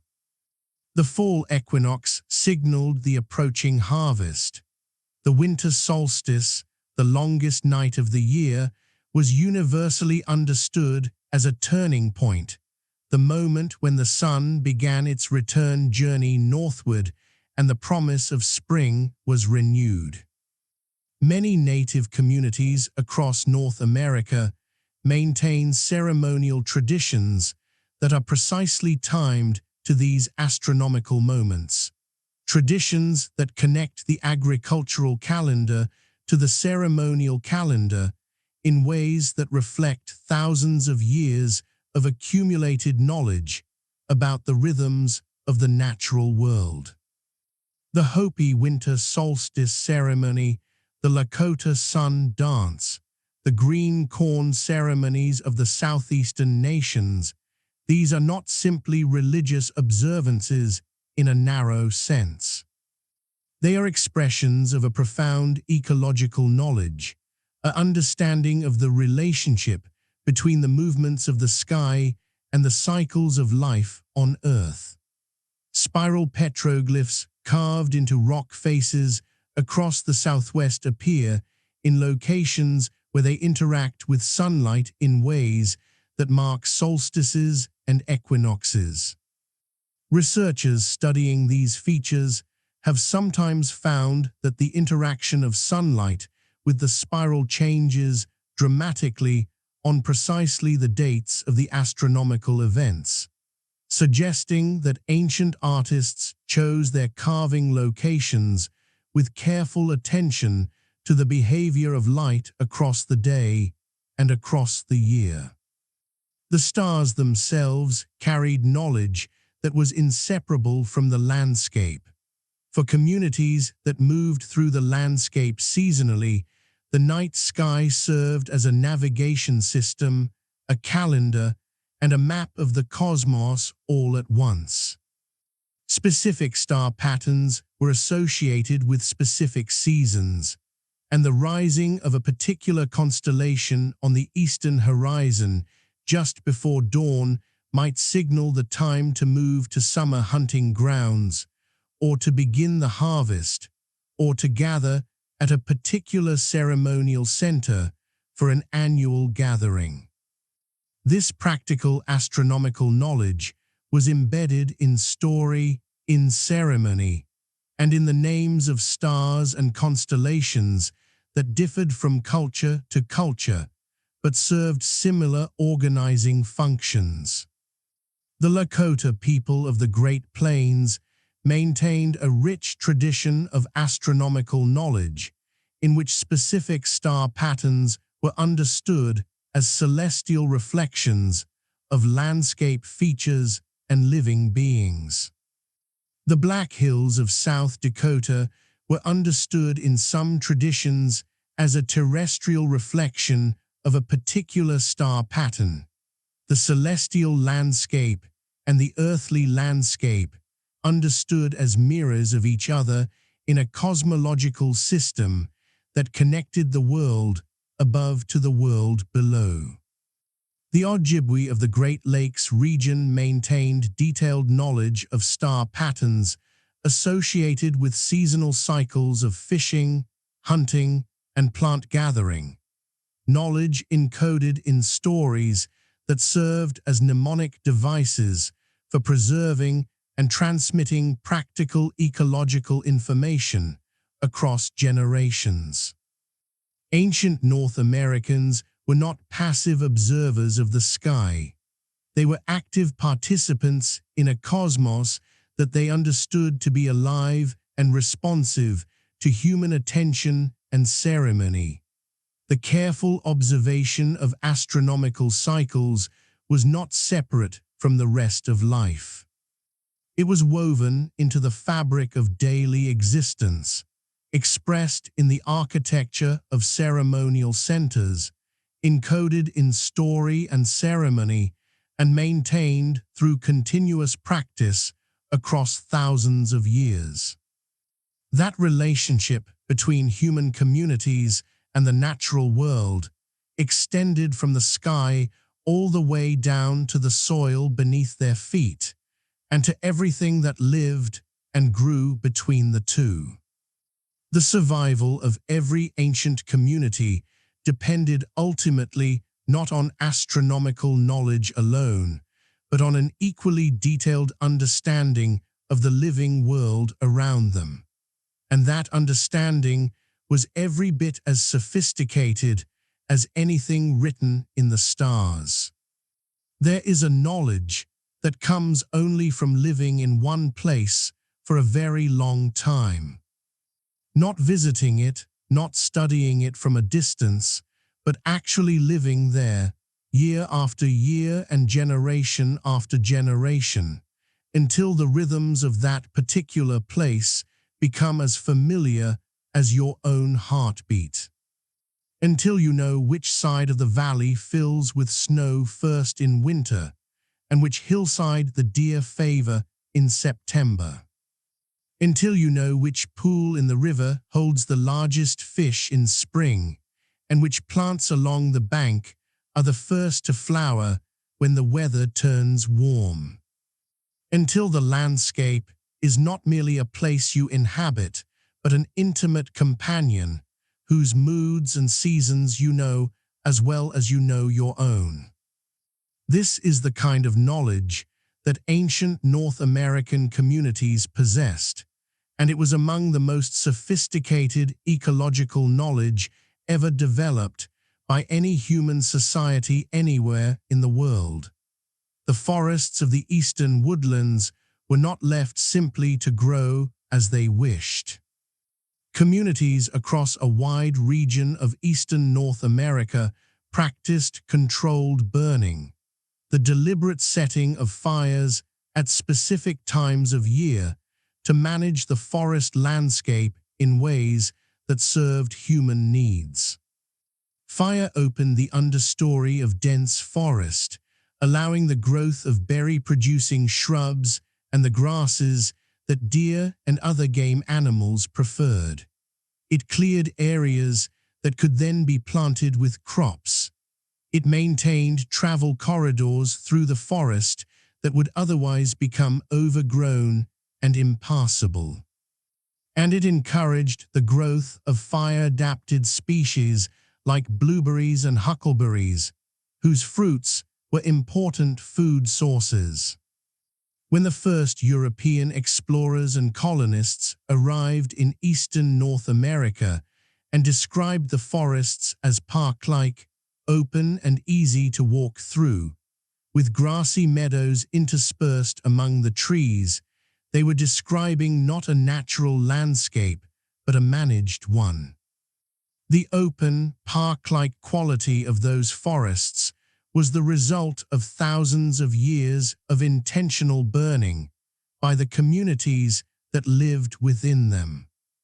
When those communities were displaced and the burning stopped, the forests changed dramatically, becoming the dense, tangled second growth that covers much of the eastern United States today. Along the river systems of the continent, fishing was practiced with a level of sophistication that matched the ecological complexity of the rivers themselves. Fish weirs, structures built across river channels to direct and trap fish, were constructed in rivers across North America, from the coastal rivers of the Pacific Northwest to the streams of the eastern woodlands. Some of these weirs were simple arrangements of stones. Others were elaborate wooden structures that could span an entire river channel, designed to be partially disassembled after the fishing season to allow fish populations to recover. The knowledge required to design an effective fish weir, to understand the behavior of different fish species at different times of year, to read the water and know where to place the structure for maximum effectiveness, was deep and specific ecological knowledge developed through centuries of careful observation and practice. In the Pacific Northwest, the relationship between communities and the salmon runs that sustained them was among the most carefully managed ecological relationships in the ancient world. Salmon returned to the same rivers each year to spawn, and the communities along those rivers had developed intricate systems for harvesting them efficiently during the brief window of the salmon run, while ensuring that enough fish reached the spawning grounds to sustain future runs. Ceremonies associated with the first salmon of the season were widespread across Pacific Northwest cultures, rituals that acknowledged the gift of the salmon's return and reaffirmed the community's commitment to the relationship of reciprocity that made the salmon's continued return possible. These were not simply religious observances. They were expressions of a conservation ethic rooted in thousands of years of practical experience. On the Great Plains, the management of bison hunting was equally sophisticated. Communities that hunted bison on the plains before the introduction of the horse developed methods for directing and concentrating bison herds that required detailed knowledge of bison behavior, landscape, and wind patterns. Drive lanes, long lines of stones or brush, or simply human figures, were used to channel bison toward cliff edges or into natural enclosures where they could be harvested efficiently. These communal hunts required coordination among many individuals, a shared understanding of the landscape and the animal, and ceremonial preparation that acknowledged the spiritual dimensions of what was about to happen. The Blackfoot Crow Lakota and other plains peoples maintain traditions that speak of the relationship between their communities and the bison, not as a relationship of simple predator and prey, but as a covenant, a mutual agreement in which the bison gave themselves to the people, and the people in return honored the bison through ceremony and through careful stewardship of the relationship. This understanding of hunting as a reciprocal relationship, rather than a purely extractive one, appears across many North American cultures, and it reflects a philosophical orientation toward the natural world that has deep roots in ancient practice. In the desert Southwest, the management of scarce water resources was the central ecological challenge, and ancient communities there developed solutions of remarkable ingenuity. Irrigation systems in the Phoenix Basin of Arizona, built by the people archaeologists call the Hohokam, extended for hundreds of miles through the desert landscape, channeling water from the Salt and Gila rivers to fields where corn, beans, squash, and cotton were cultivated. The main canals of the Hohokam system were in some cases larger than the canals of the ancient Near East, moving enormous volumes of water through a landscape where a single mist irrigation could destroy a year's crop. The engineering of these canals required careful understanding of gradient, of flow rates, of the behavior of water in different soil types, and of the management of silt accumulation that could gradually block a canal and reduce its effectiveness. Hohokam canals were maintained through organized communal labor, a system that required both technical knowledge and social organization, capable of directing and sustaining large-scale cooperative work across multiple growing seasons. In the eastern woodlands, the cultivation of the three sisters, corn, beans, and squash grown together in the same field, represents one of the most elegant examples of ecological knowledge applied to agriculture. Corn provides a tall stalk that serves as a climbing pole for beans. Beans fix nitrogen from the atmosphere into the soil, replenishing the nutrient that corn rapidly depletes. Squash spreads its large leaves across the ground between the corn stalks, shading out weeds and retaining soil moisture. The three crops, grown together, provide a nutritional balance that complements each other remarkably well, with the corn providing carbohydrates, the beans providing protein and amino acids that corn lacks, and the squash providing vitamins and minerals.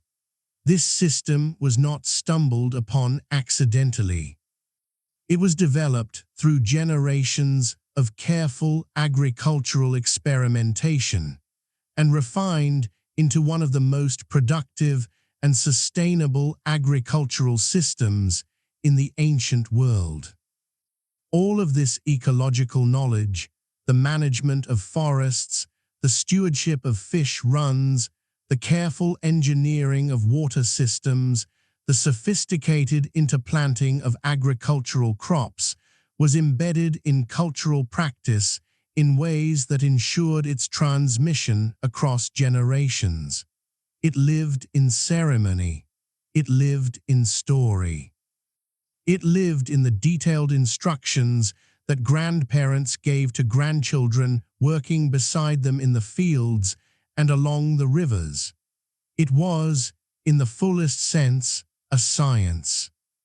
A science of the living world, developed without laboratories or written records, but with a rigor of observation and a depth of understanding that had been tested against reality over thousands of years. And it worked. For millennia, communities across North America sustained themselves within their landscapes without degrading the ecological systems that sustained them. A record of long-term sustainability that modern societies are still working to understand and to emulate. But sustainability is not the same as permanence. The landscapes of ancient North America were not fixed. They changed, sometimes slowly and sometimes with dramatic speed. And when they changed, the communities that depended on them had to change as well. Nothing in the natural world stands still forever. The rivers shift their channels. Forests burn and regrow in different configurations. Rainfall patterns change over decades and centuries in response to shifts in the larger climate system that no human community can control or predict. The landscapes that sustained ancient North American civilizations were not fixed backgrounds against which human history unfolded. They were dynamic systems, constantly changing, and the communities embedded within them were constantly adapting. Sometimes that adaptation was gradual, a slow shift in farming practices as rainfall declined, a steady movement of population toward better watered land, a gradual change in the plant communities managed by controlled burning as the climate warmed or cooled. But sometimes the changes were rapid enough to require dramatic responses, the abandonment of established settlements, the dissolution of long-standing social and political structures, the movement of large populations into unfamiliar territory. The most powerful tool that researchers have for understanding ancient climate change in North America is the tree ring record. Trees grow one ring for each year of their life, and the width of each ring reflects the growing conditions of that particular year. Wide rings indicate good conditions, adequate rainfall and warmth. Narrow rings indicate stress, drought or cold. By matching the ring patterns of living trees to those of dead trees, and then matching those to the patterns in ancient wood preserved in archaeological sites, researchers have built continuous tree ring chronologies that extend back thousands of years in some regions of North America. These records provide a year-by-year account of climate conditions across vast areas of the continent, a level of temporal resolution that most other climate proxies cannot match. What those records reveal about the period between roughly 800 CE and 1400 CE is a story of significant climate variability. The period from approximately 900 to 1100 CE was generally warmer and wetter across much of North America than the centuries that preceded or followed it. This medieval warm period, as it is sometimes called, created favorable conditions for agriculture across a wide range of the continent. Population grew. New settlements were established in areas that had previously been too dry or too cold to support reliable farming. The great fluorescence of Cahokia, of Chaco Canyon, of the cliff dwellings of the Colorado Plateau, all of these occurred during a period of generally favorable climate. And then the climate shifted. Beginning in the middle of the 12th century and intensifying through the 13th, drought struck the southwestern United States with a severity not seen in centuries. The tree ring record documents a prolonged dry period from 1276 to 1299 CE, a 23-year drought that researchers have described as one of the most severe in the region's history over the past 2,000 years. This great drought, as it is sometimes called, coincided almost exactly with the abandonment of the Colorado Plateau by the ancestral Puebloan communities that had been living there for centuries. The connection between drought and abandonment at places like Mesa Verde and the Chaco outliers is not a matter of simple cause and effect. Societies do not collapse simply because the rainfall declines. They respond, adapt, seek new strategies, but when drought compounds other pressures. When it arrives in a landscape where the population has grown to the limits of what the ecological system can support, where the political structures that organize collective action are under stress, where social tensions have been building for decades, then the combination can produce rapid and dramatic change. Pollen studies from lake sediment cores in the Colorado Plateau region tell a story that adds important context to the tree ring record. In the centuries before the Great Drought, the pollen record shows clear signs of agricultural pressure on the landscape. The reduction of native vegetation around settlement areas and its replacement with crop plants and the weedy species that follow human disturbance. The land was being used intensively, and in some areas it appears to have been showing signs of degradation before the drought arrived to deliver its final stress. In the Mississippi Valley, a different kind of climate challenge shaped the history of Cahokia and the Mississippian world. The floodplain environment that made the American bottom so productive also made it vulnerable. Floods of extraordinary severity struck the region in the 12th and 13th centuries, documented in the sediment record of Oxbow Lakes near the site. One event in particular, which researchers have dated to around 1150 CE, appears to have deposited a thick layer of sediment across a substantial portion of the American bottom floodplain, potentially disrupting agricultural systems across a wide area at a critical period in Cahokia's history. Beyond climate, the political structures of ancient North American civilizations were subject to their own internal pressures. Large and complex societies generate internal tensions. Inequality between elites and commoners creates resentment. The systems of tribute and redistribution that sustain centralized authority can break down when harvests fail or trade networks are disrupted. Leaders who derive their legitimacy from claimed connections to cosmic forces face a particular challenge when those forces appear to withdraw their favor, when drought comes despite the ceremonies, when floods arrive despite the prayers. Archaeological evidence from Cahokia's later centuries suggests increasing social tension. The palisade surrounding the central precinct was rebuilt multiple times, with each rebuild adding more defensive features. Evidence of violence appears in the archaeological record with greater frequency in the later periods.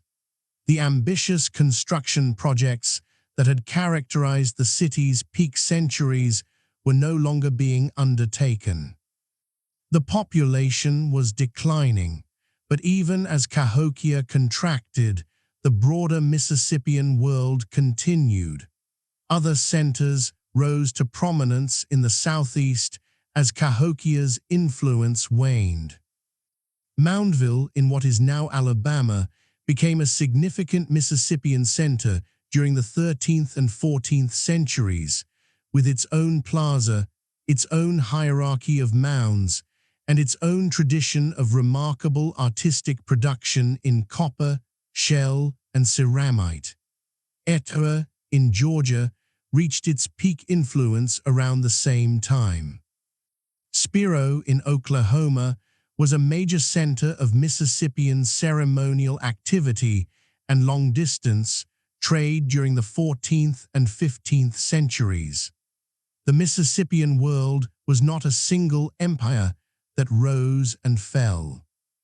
It was a constellation of related societies spread across the Southeast and the Midwest, sharing ceremonial practices, artistic conventions, and trade connections while maintaining distinct local identities and political structures. When one center declined, others continued. The tradition was resilient, even when individual expressions of it were not.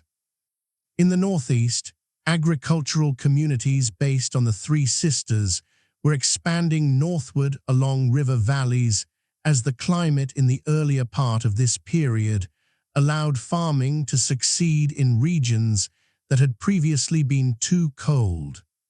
The Haudenosaunee Confederacy, the great political alliance of the Seneca Cayuga Onondaga, Oneida and Mohawk nations that European colonists would later encounter as the Iroquois League was taking shape during the 14th and 15th centuries, a sophisticated political achievement that created a framework for peaceful resolution of conflicts among formerly competing communities. Oral traditions maintained by the Haudenosaunee themselves speak of the founding of the Confederacy by two great peacemakers, Hiawatha and the Peacemaker, who traveled among the warring nations and persuaded them to accept a new framework of law and governance. The oral traditions disagree about the precise timing of this event, and the archaeological record does not provide a single clear moment of founding. But the sophistication of the Haudenosaunee political system, with its carefully balanced representation of different nations and its elaborate procedures for deliberation and consensus, speaks clearly of deep roots in political thought and experience. The continent on the eve of European contact was thus not a static world. It was a world in motion, a world where civilizations rose and declined, where populations moved in response to environmental and political pressures, where new political forms were being created and tested, where the long history of human creativity and adaptation was producing new responses to new challenges. It was also a world of extraordinary human diversity, linguistic complexity, and political variety that would take European observers many generations to begin to understand. And understanding that world, in even a fraction of its actual richness, is essential to understanding what happened next.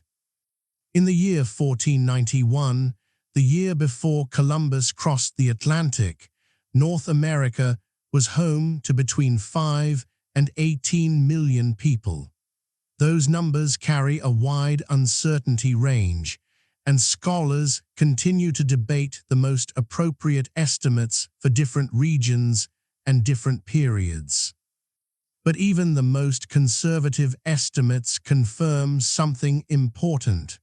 The continent was not empty. It was not a wilderness awaiting discovery.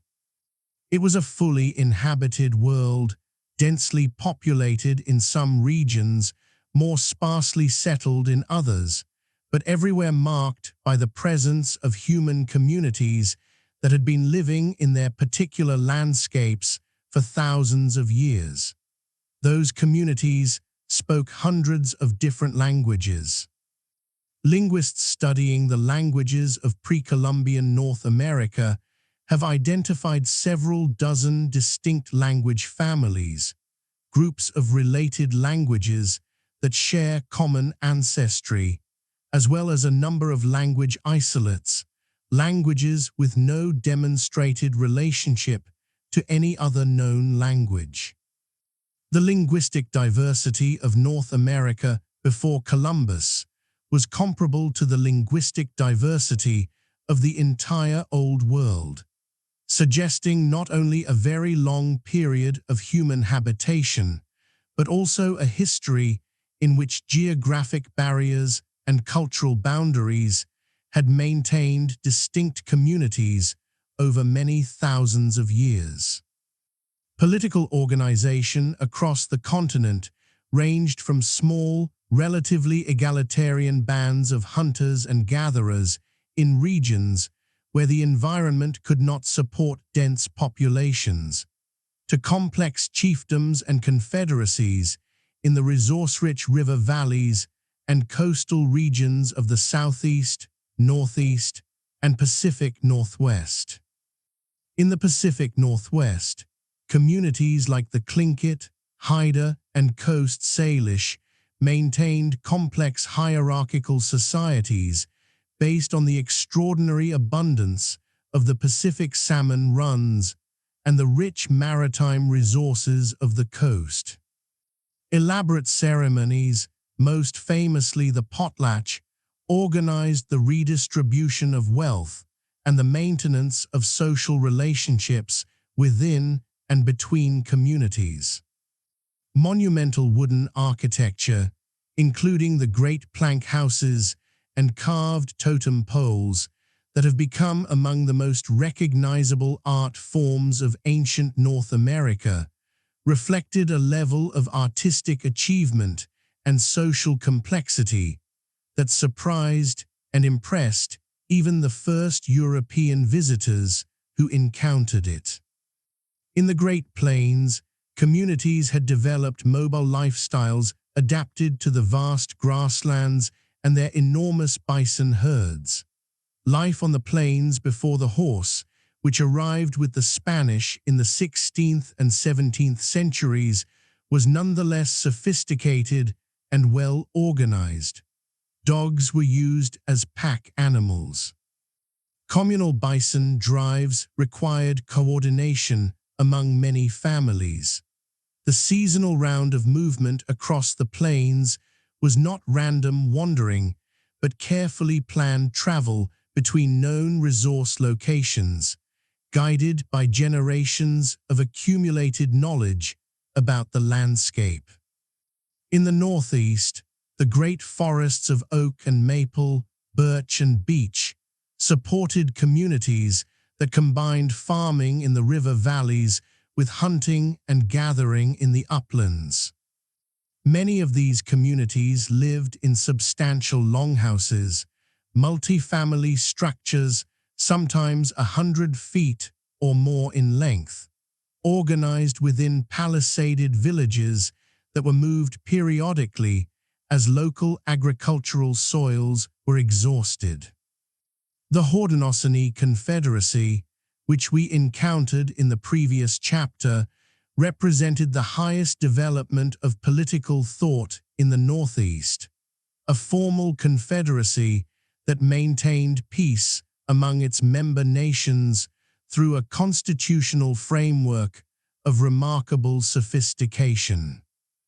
In the Southeast, the Mississippian tradition that had produced Cahokia was still very much alive in 1491. Communities organized around ceremonial mound centers were spread across the river valleys of the region, from the Gulf Coast northward to the Ohio Valley. These communities maintained elaborate ceremonial lives expressed through the Southeastern Ceremonial Complex, a set of artistic and ritual traditions shared across the region that depicted themes of cosmological significance: the falcon warrior, the hand and eye, symbol the weeping eye. Motifs that appear across hundreds of sites connected by the old Mississippian trade networks. In the far north, ancestral Thule communities, the ancestors of modern Inuit peoples, had spread across the Arctic coastline from Alaska to Greenland, developing technologies of stunning ingenuity adapted to one of the most demanding environments on Earth. The kayak, the umiak, the toggle harpoon, the snow house, these were solutions to specific Arctic problems, developed through centuries of careful experimentation and accumulated knowledge. The California coast supported one of the densest concentrations of hunter-gatherer populations anywhere in the world, sustained by the extraordinary ecological richness of the California environment. The Great Basin was home to communities of remarkable resilience, people who had learned to survive in one of North America's harshest landscapes through a deep understanding of its scattered and seasonal resources. All of this diversity, all of this complexity, all of this accumulated human wisdom represented by hundreds of distinct nations with thousands of years of history, lay before Columbus when his ships turned west in 1492. He saw almost none of it. He arrived in the Caribbean, encountered the Taino people of the islands, and described what he saw through the narrow lens of European expectations and European purposes. His journals speak of people who could easily be made into servants, of lands that could easily be claimed for Spain, of gold that might be found if one looked in the right places. The rich complexity of the world he had actually encountered remained almost entirely invisible to him. The meeting of two worlds that followed was not the meeting of civilization and wilderness. It was the meeting of two fully developed human worlds, each with its own deep history, its own sophisticated knowledge, its own political and social complexity. That the encounter so catastrophically favored one side over the other was not the result of any inherent superiority of one world over the other. It was the result of specific historical circumstances, including most importantly the devastating impact of Old World diseases on populations that had no prior exposure to them. That story, the story of first encounters, is one of the most consequential in all of human history. It unfolds quietly but profoundly in the chapter that follows. The meeting of Europe and the Americas did not happen all at once. It was a process, unfolding over decades and then centuries, and it looked very different from different vantage points at different moments. The first contacts were sometimes tentative, even peaceful, characterized by curiosity on both sides and a mutual interest in the exchange of goods and knowledge. But they were also shadowed from the very beginning by forces that neither side fully understood, forces that would ultimately transform both worlds beyond recognition. The Norse were in North America before Columbus.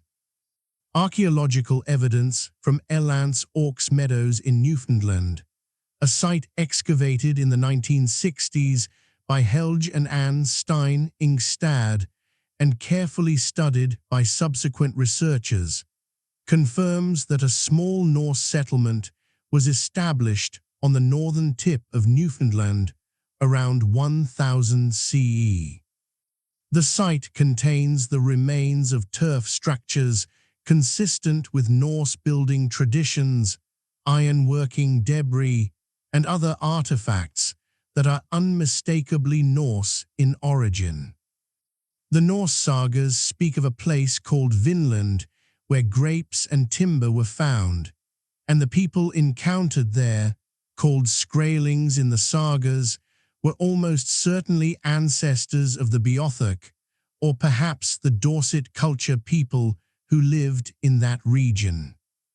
The Norse contact was brief and did not persist. The settlement at Elance Orks Meadows was occupied for only a few years before it was abandoned. But it demonstrated that the Atlantic was crossable and that people on both sides of it were capable of adapting, however briefly, to unexpected encounters. Columbus arrived in the Caribbean in October of 1492 and encountered the Taino people of the island he called San Salvador. His journals describe the Taino in terms that reveal more about his own expectations and purposes than about the people he was actually meeting. He noted their physical appearance, their apparent gentleness, and most importantly, their potential usefulness. He immediately began speculating about the gold he hoped to find, and the ease with which these people might be induced to serve Spanish purposes. The Taino had a sophisticated society of their own, organized around chiefs called caciques, practicing agriculture, living in substantial villages, and connected by trade and political relationships across multiple islands. They had their own history, their own traditions, their own understanding of the cosmos. None of that complexity was visible to Columbus because he was not looking for it. Within decades of European contact, the Taino population of the Caribbean had been devastated, primarily by disease. Smallpox, measles, influenza, and other Old World diseases to which the indigenous people of the Americas had no prior exposure, swept through population after population with a speed and lethality that was incomprehensible to those who witnessed it. Some researchers estimate that in some regions, between 50 and 90% of the indigenous population died within a century of first European contact, a demographic catastrophe without parallel in recorded human history. It is impossible to understand the subsequent history of North America without understanding the scale of this demographic disaster. When later European explorers and colonists arrived in North America and found landscapes that appeared empty, they were often looking at the aftermath of epidemic disease rather than at a continent that had never been densely populated. The Virginia colonists who arrived at Jamestown in 1607 were settling in a region that had been substantially depopulated by disease in the preceding decades. The Pilgrims who landed at Plymouth in 1620 found cleared agricultural fields and empty villages, the remains of communities that disease had nearly erased. The apparent emptiness of the American landscape that seemed to invite European settlement was in large part a wound, the visible scar of an invisible catastrophe.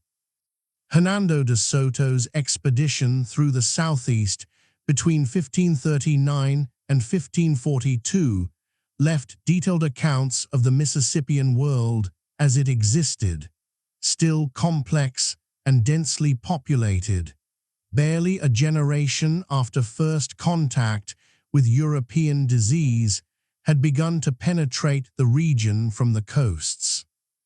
De Soto's chroniclers described large towns, substantial populations, and powerful chiefs whose authority commanded the labor and tribute of wide regions.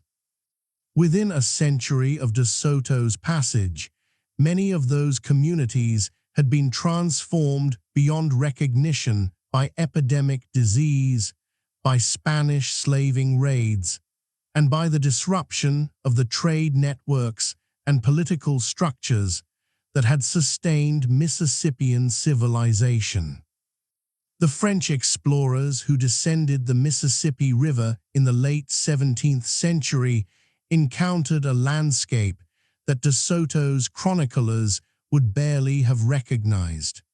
The great Mississippian towns were gone or greatly diminished. The population of the river valley had contracted dramatically. The political structures that had organized the region were in disarray, reorganizing themselves in response to the pressures of epidemic disease, European trade, and the ripple effects of conflict and displacement that spread far ahead of European settlement itself. Not all contacts followed this pattern of rapid devastation.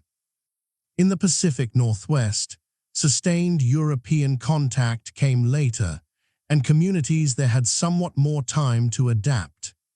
In the Great Lakes region, the French fur trade created a century of relatively complex interaction between European traders and native communities, an interaction that produced new cultural forms, new political alliances, and new economies before the tide of settlement ultimately overwhelmed the balance that the fur trade era had maintained. The Haudenosaunee Confederacy maintained its political integrity and its diplomatic leverage for nearly 2 centuries after first European contact, using its geographic position and its political sophistication to navigate between competing European powers. These stories of resilience and adaptation are as important to understanding this period as the stories of devastation, because they reveal the intelligence and creativity with which native communities responded to the most challenging circumstances imaginable. And through all of it, memory endured. The oral traditions of native communities preserved knowledge of the world before contact, knowledge of ancient places and ancient practices, of trade routes and ceremonial cycles, of the names of ancestors and the meanings of ceremonies. That knowledge was often driven underground by the pressures of colonialism, but it was rarely entirely extinguished. It survived in the minds and hearts of communities that maintained their identities through generations of extraordinary difficulty. It is that survival, that continuity, that brings us to the next chapter of our journey, because the story of ancient America is not finished. It continues today in living communities, in active traditions, and in the ongoing work of understanding a past that belongs not only to those who study it, but to those who are descended from it. And in recent decades, the tools available for that understanding have been transformed by remarkable advances in science and technology. On a quiet morning in 2010, a team of researchers in a small aircraft flew low over the forests of the lower Mississippi Valley, carrying an instrument that most people had never heard of. The instrument was called LADAR, an acronym for Light Detection and Ranging. It works by sending millions of laser pulses downward from the aircraft toward the ground below, measuring the time it takes for each pulse to return after bouncing off whatever surface it encounters. By processing the returning signals with sophisticated software, researchers can strip away the reflections from tree canopies and vegetation, leaving behind only the reflections from the ground surface itself, revealing the bare topography of the land beneath the forest with a clarity and detail that no human eye looking down from above could ever achieve. What those laser pulses revealed in the forests of Louisiana and in forests and fields across North America in the years that followed has quietly transformed our understanding of ancient American civilization. Earthworks that were invisible beneath centuries of forest growth suddenly became clear in the LADAR data. The outlines of ancient plazas emerged from beneath cornfields. Platform mounds that local farmers had assumed were natural hills turned out to be carefully constructed ceremonial architecture. Road systems connected sites that had previously appeared isolated.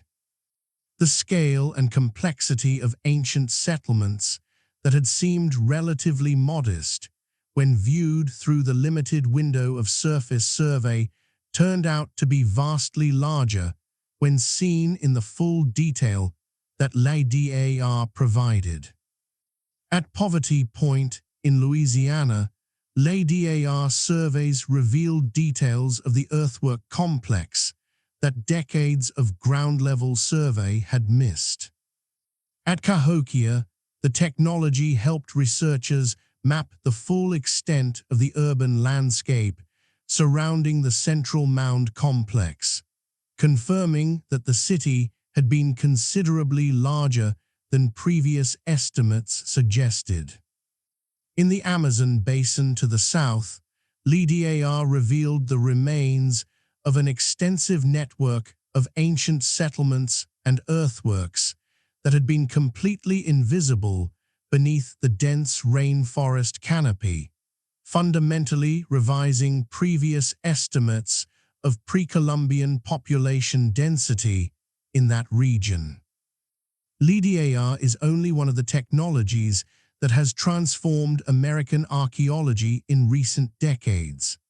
Ground-penetrating radar, which sends radio waves into the soil and detects reflections from buried features, allows archaeologists to identify the locations of buried walls, floors, pits, and other subsurface features without excavating them.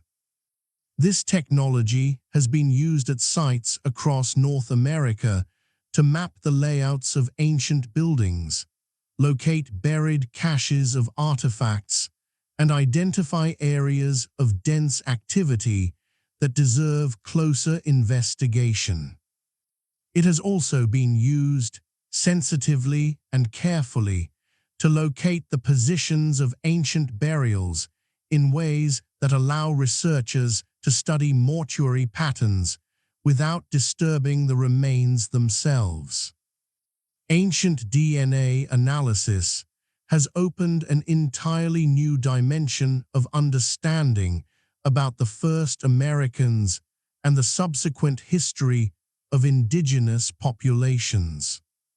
The extraction and analysis of ancient DNA from human remains and archaeological sediments has accelerated dramatically in the past 2 decades, driven by improvements in laboratory techniques that allow researchers to recover genetic information from materials that are thousands of years old and often poorly preserved. These studies have provided new evidence about the timing and roots of the initial peopling of the Americas, the relationships between ancient and modern populations, and the patterns of migration and interaction that shaped the genetic diversity of Native American communities across the continent. Studies of ancient DNA from individuals buried at sites across North America have confirmed the deep antiquity of the founding populations of the Americas, demonstrated that multiple migration events contributed to the genetic diversity of indigenous American populations, and provided evidence of population movements and interactions that the archaeological record alone could not fully reveal. The genetic data also confirms the catastrophic demographic impact of European contact, showing clear signatures of severe population bottlenecks in the genetic histories of many Native American populations during the 16th and 17th centuries. These findings are not simply academic curiosities. They are evidence of real people, real lives, and real histories that deserve to be understood with all the care and respect that science can bring to them. Pollen analysis, the study of ancient pollen grains preserved in lake sediments and peat deposits, allows researchers to reconstruct the vegetation history of specific locations across thousands of years. By identifying which plant species were present in a landscape at different periods, and by tracking changes in the relative abundance of different pollen types over time, researchers can document the spread of agriculture, the impact of human burning practices on forest composition, the effects of drought and climate change on vegetation communities, and the recovery of landscapes after periods of intensive human use. At sites across the continent, pollen records have provided essential context for understanding the archaeological evidence. The spread of corn pollen through river valleys documents the northward expansion of agriculture in the eastern woodlands. Changes in tree pollen composition document the effects of systematic burning by ancient communities.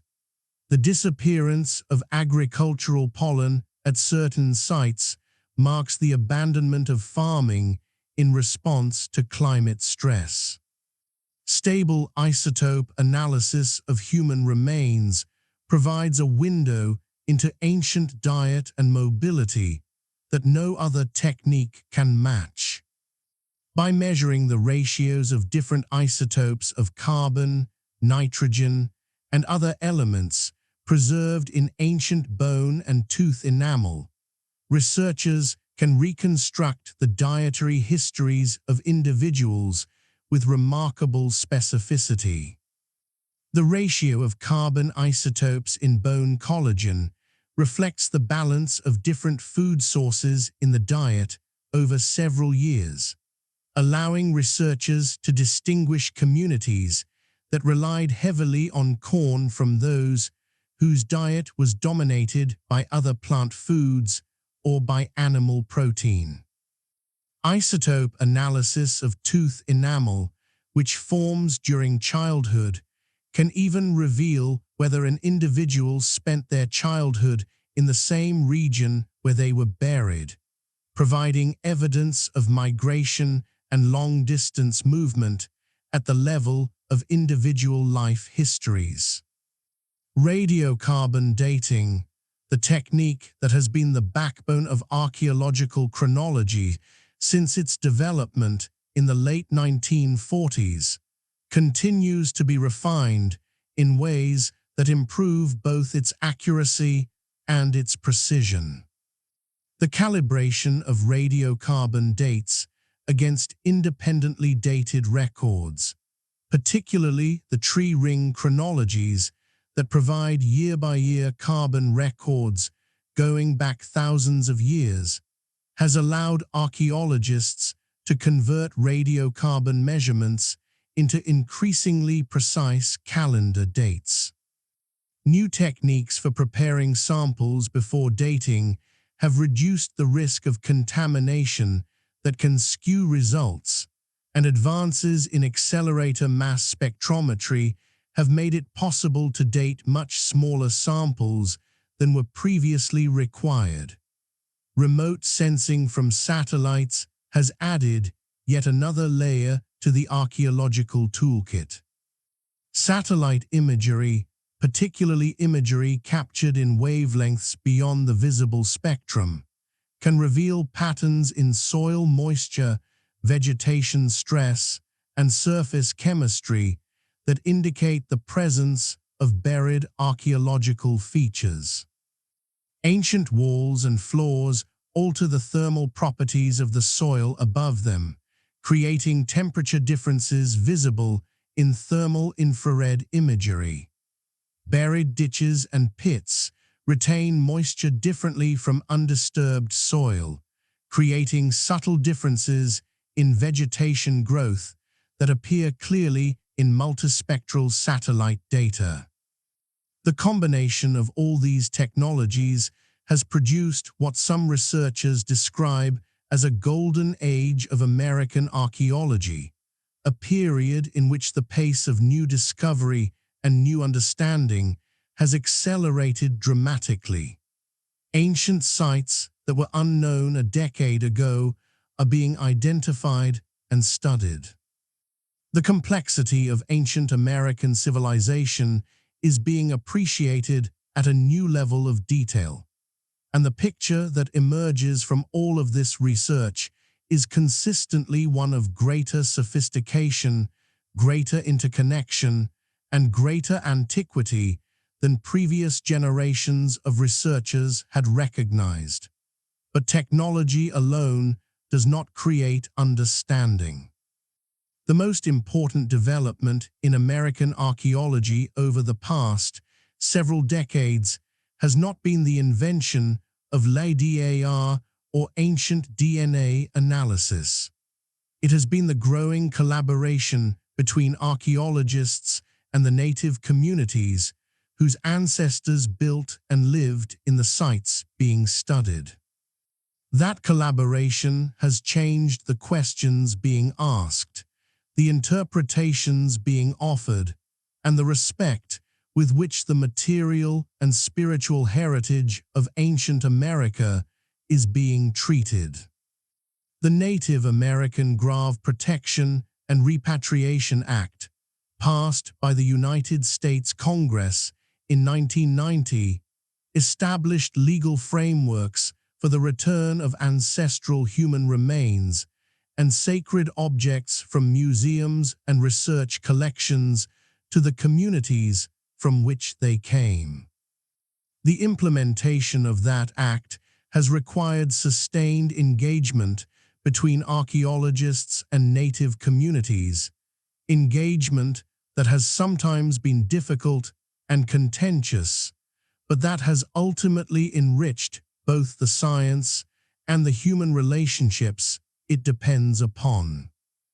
Many native communities are now actively involved in the archaeological study of their ancestral landscapes, not merely as consultants to outside researchers, but as partners and leaders in the design and execution of research programs. Tribal historic preservation offices work to identify, protect, and interpret important cultural sites within tribal territories. Native scholars bring perspectives and knowledge to the interpretation of the archaeological record that academic training alone cannot provide. This collaboration is not always easy, and the history of the relationship between archaeology and native communities includes many chapters of exploitation and disrespect that cannot be simply forgotten. But the direction of change has been consistently toward greater respect, greater partnership, and greater recognition that the past being studied belongs first and foremost to the communities descended from the people who lived it. And those communities are very much alive today. The story of ancient America does not end in the past. It continues in the present, in communities across the continent that maintain living connections to the ancient landscapes and ancient traditions we have traveled through tonight. The civilizations we have visited on our journey, Cahokia, Chaco Canyon, Mesa Verde, the Hopewell World, the great trade networks that crossed the continent, these were not dead ends. They were chapters in a story that is still being written by living people, in living communities, in a living culture that has survived everything that history has thrown at it. The Pueblo peoples of the American Southwest, the Hopi, the Zuni, the Acoma, the many communities of the Rio Grande Valley, maintain cultural traditions that connect them directly to the ancestral Puebloans who built Chaco Canyon and the cliff dwellings of Mesa Verde. Their pottery traditions, their architectural forms, their ceremonial practices, their relationships to specific sacred landscapes, all carry deep roots in the ancient world we have explored tonight. When Hopi elders speak of the ancient migrations that brought their ancestors to their current homeland, they are not recounting mythology in a dismissive sense. They are maintaining historical knowledge of actual movements through actual landscapes, encoded in a form that has proven extraordinarily durable across many centuries. Archaeologists who have studied those migration traditions alongside the material evidence have found remarkable correspondences between the oral accounts and the patterns visible in the archaeological record. The Haudenosaunee Confederacy, the great political alliance of nations that European colonists called the Iroquois League, continues to exist as a functioning political entity today, maintaining its traditional governance structures and its distinct national identities across more than 4 centuries of enormous historical pressure. The Great Law of Peace, the constitutional framework that the peacemaker brought to the warring nations of the Northeast, is still known and still honored, still recited in its full ceremonial form by those who have been entrusted with its keeping. Some scholars have argued that the political philosophy embodied in the Haudenosaunee Great Law influenced the thinking of the American founders as they designed the Constitution of the United States. That claim is contested in its details, and the degree of direct influence is difficult to establish with certainty. But the sophistication of the Haudenosaunee political system, its balance of powers, its mechanisms for peaceful resolution of conflict, its principles of consensual governance, deserves recognition regardless of any question of influence. It was a remarkable political achievement, developed through centuries of indigenous political thought and practice. The Cherokee Nation of Oklahoma and the Eastern Band of Cherokee Indians of North Carolina maintain vibrant communities today, preserving the Cherokee language, which is taught in Cherokee language immersion schools that have demonstrated remarkable success in producing fluent young speakers of a language that was endangered only a generation ago. The Cherokee syllabary, the writing system invented by Sequoyah in the early 19th century and adopted with extraordinary speed by the Cherokee people, remains in active use, connecting contemporary Cherokee communities to a written heritage that stretches back nearly 2 centuries. Across the Great Plains, Lakota, Dakota, Nakota, Crow, Blackfoot, Cheyenne, Arapaho, and many other nations maintain traditions connecting them to the landscapes their ancestors managed for thousands of years.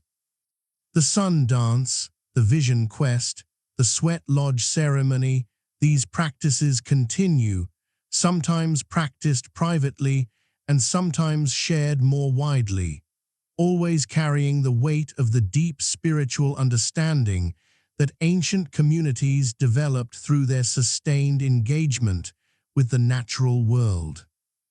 Language revitalization is one of the most important and most hopeful developments in contemporary Native American communities.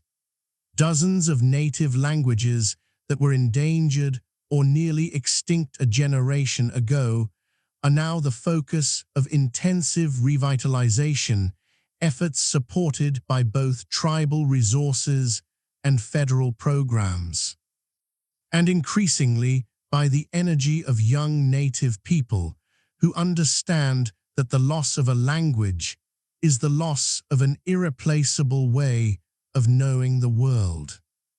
The Ojibwe language, spoken by communities across the Great Lakes region, has active revitalization programs at multiple tribal colleges and in community-based immersion programs.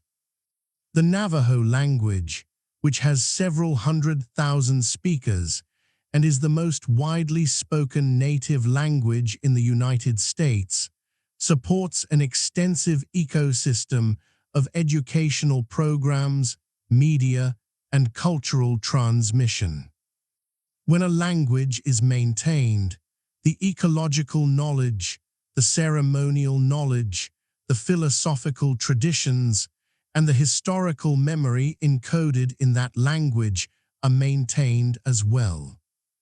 The specific words that different native languages use for different plants, animals, landscape features, and whether patterns carry embedded knowledge about those things that translation often cannot fully convey.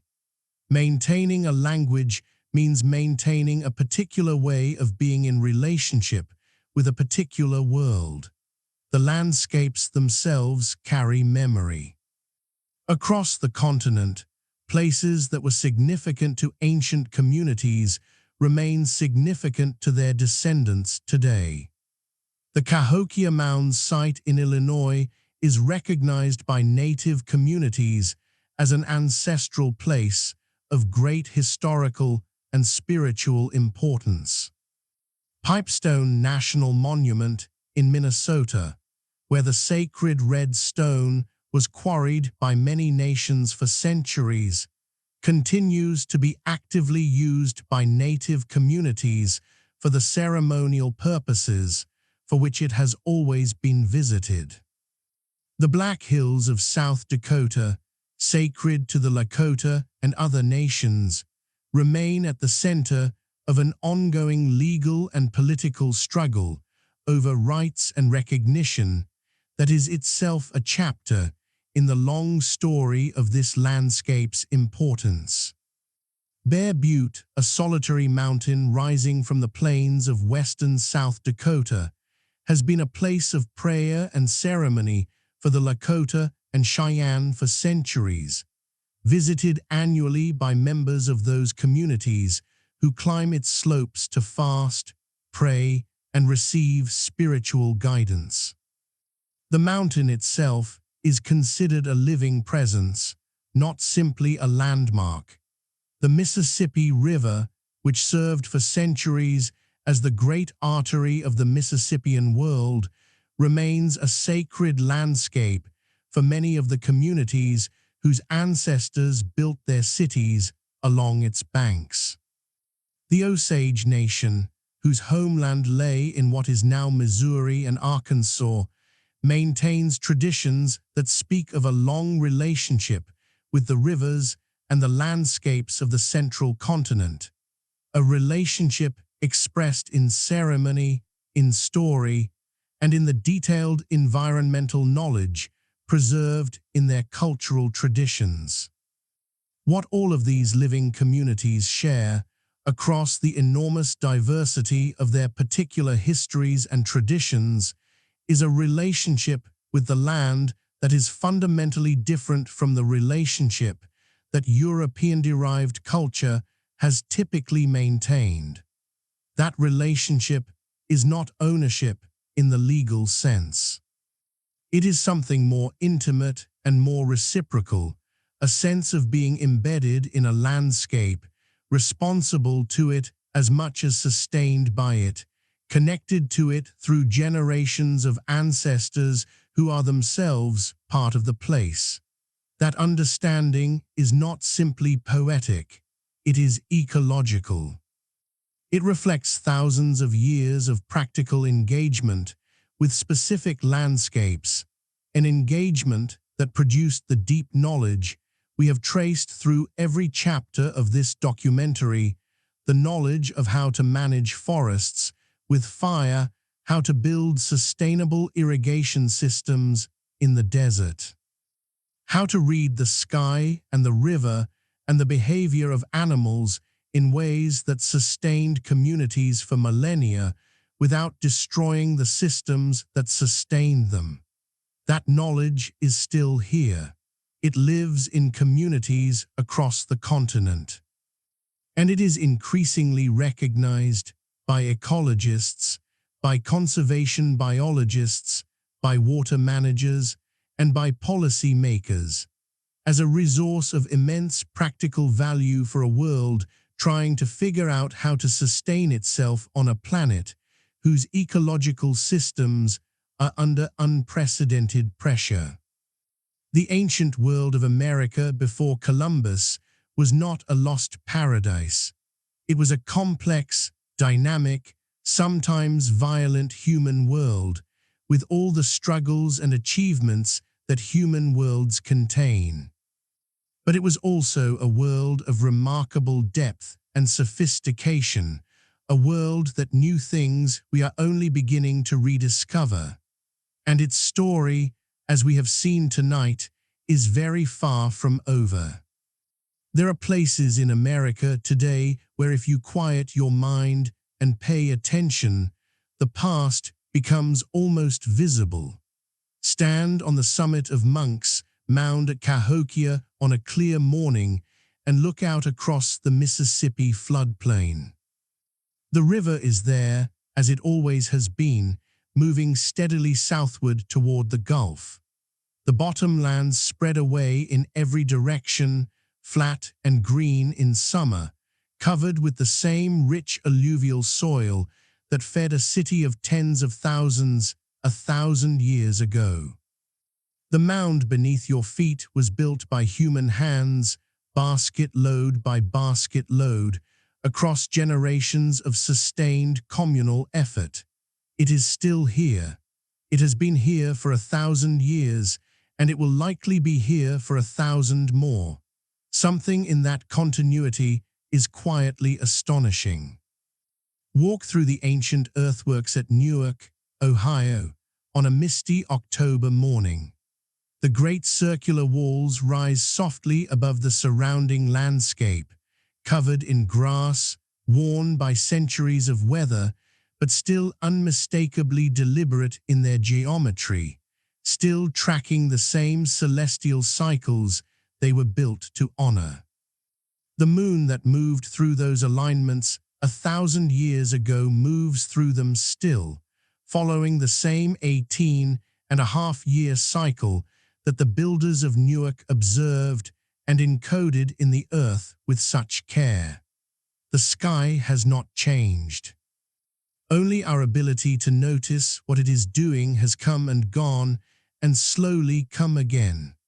Drive through the deserts of the Colorado Plateau on a quiet winter afternoon and watch the light change on the canyon walls.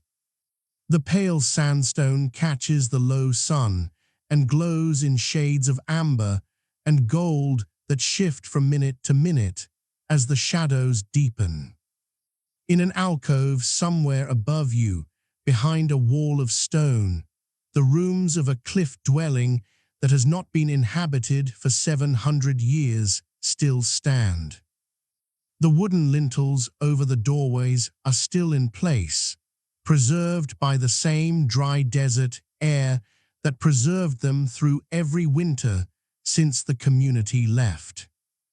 The handprints on the plaster walls were made by people who lived there, who cooked in those rooms and slept in them and raised their children in them, people who watched the same winter sunlight find its way into the same alcoves and warm the same stone walls. The land itself is a document. Every river valley in eastern North America carries within its soil the traces of the communities that farmed its bottomlands, hunted its forests, and buried their dead in mounds along its terraces. Ground-penetrating radar and LiDAR are only the newest tools for reading what the land has remembered. The landscape itself has been keeping the record all along in layers of soil and pollen and charcoal and ceramic fragments in the subtle depressions where ancient house floors have compacted over centuries. In the faint linear shadows where old earthworks are visible from the air only in the early morning light. The forests of the eastern United States still carry the legacy of thousands of years of human management. Ecologists studying the distribution of plant species in eastern forests have found patterns that are difficult to explain by climate and geology alone. Patterns in the distribution of nut-bearing trees, of fire-adapted species, of plants with edible roots and berries that reflect centuries of human manipulation and selection. The forest is not pristine.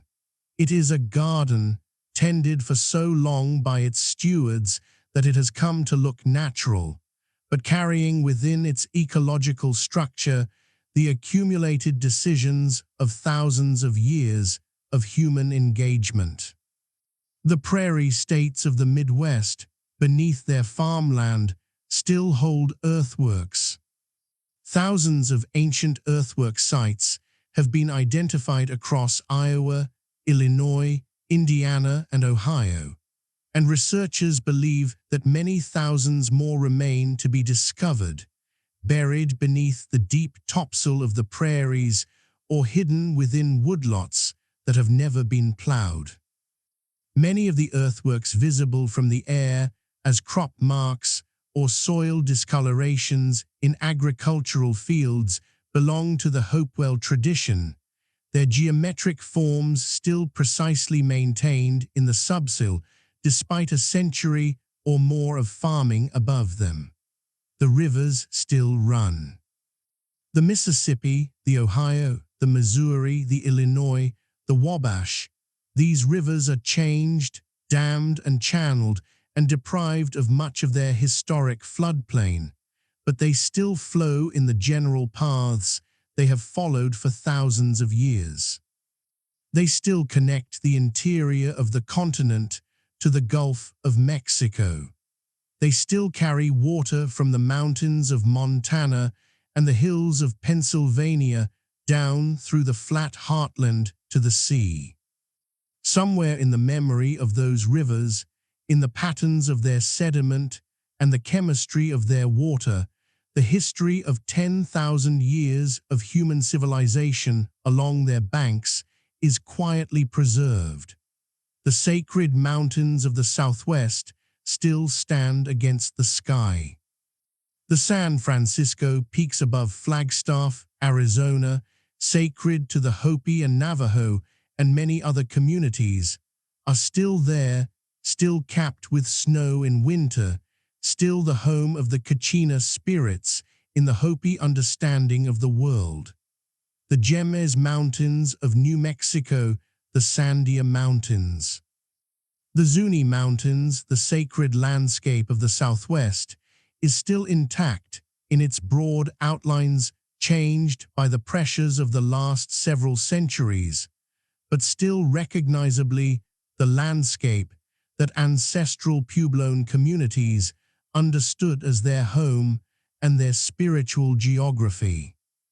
The night sky is still legible in those places where artificial light has not yet overwhelmed it. Drive to a dark sky preserve in the high desert or the deep forest, far from any city, on a moonless night and look up. The Milky Way is still there, still stretching from horizon to horizon in its river of light. The same star patterns that Hopewell astronomers tracked, that Chaco builders aligned their great houses with, that Lakota storytellers named and wove into their understanding of the cosmos, are still moving slowly overhead in their ancient courses. The sky has a very long memory, and the people are still here. This perhaps is the most important thing that America still remembers. The living descendants of the ancient civilizations we have explored tonight did not disappear. They adapted. They survived.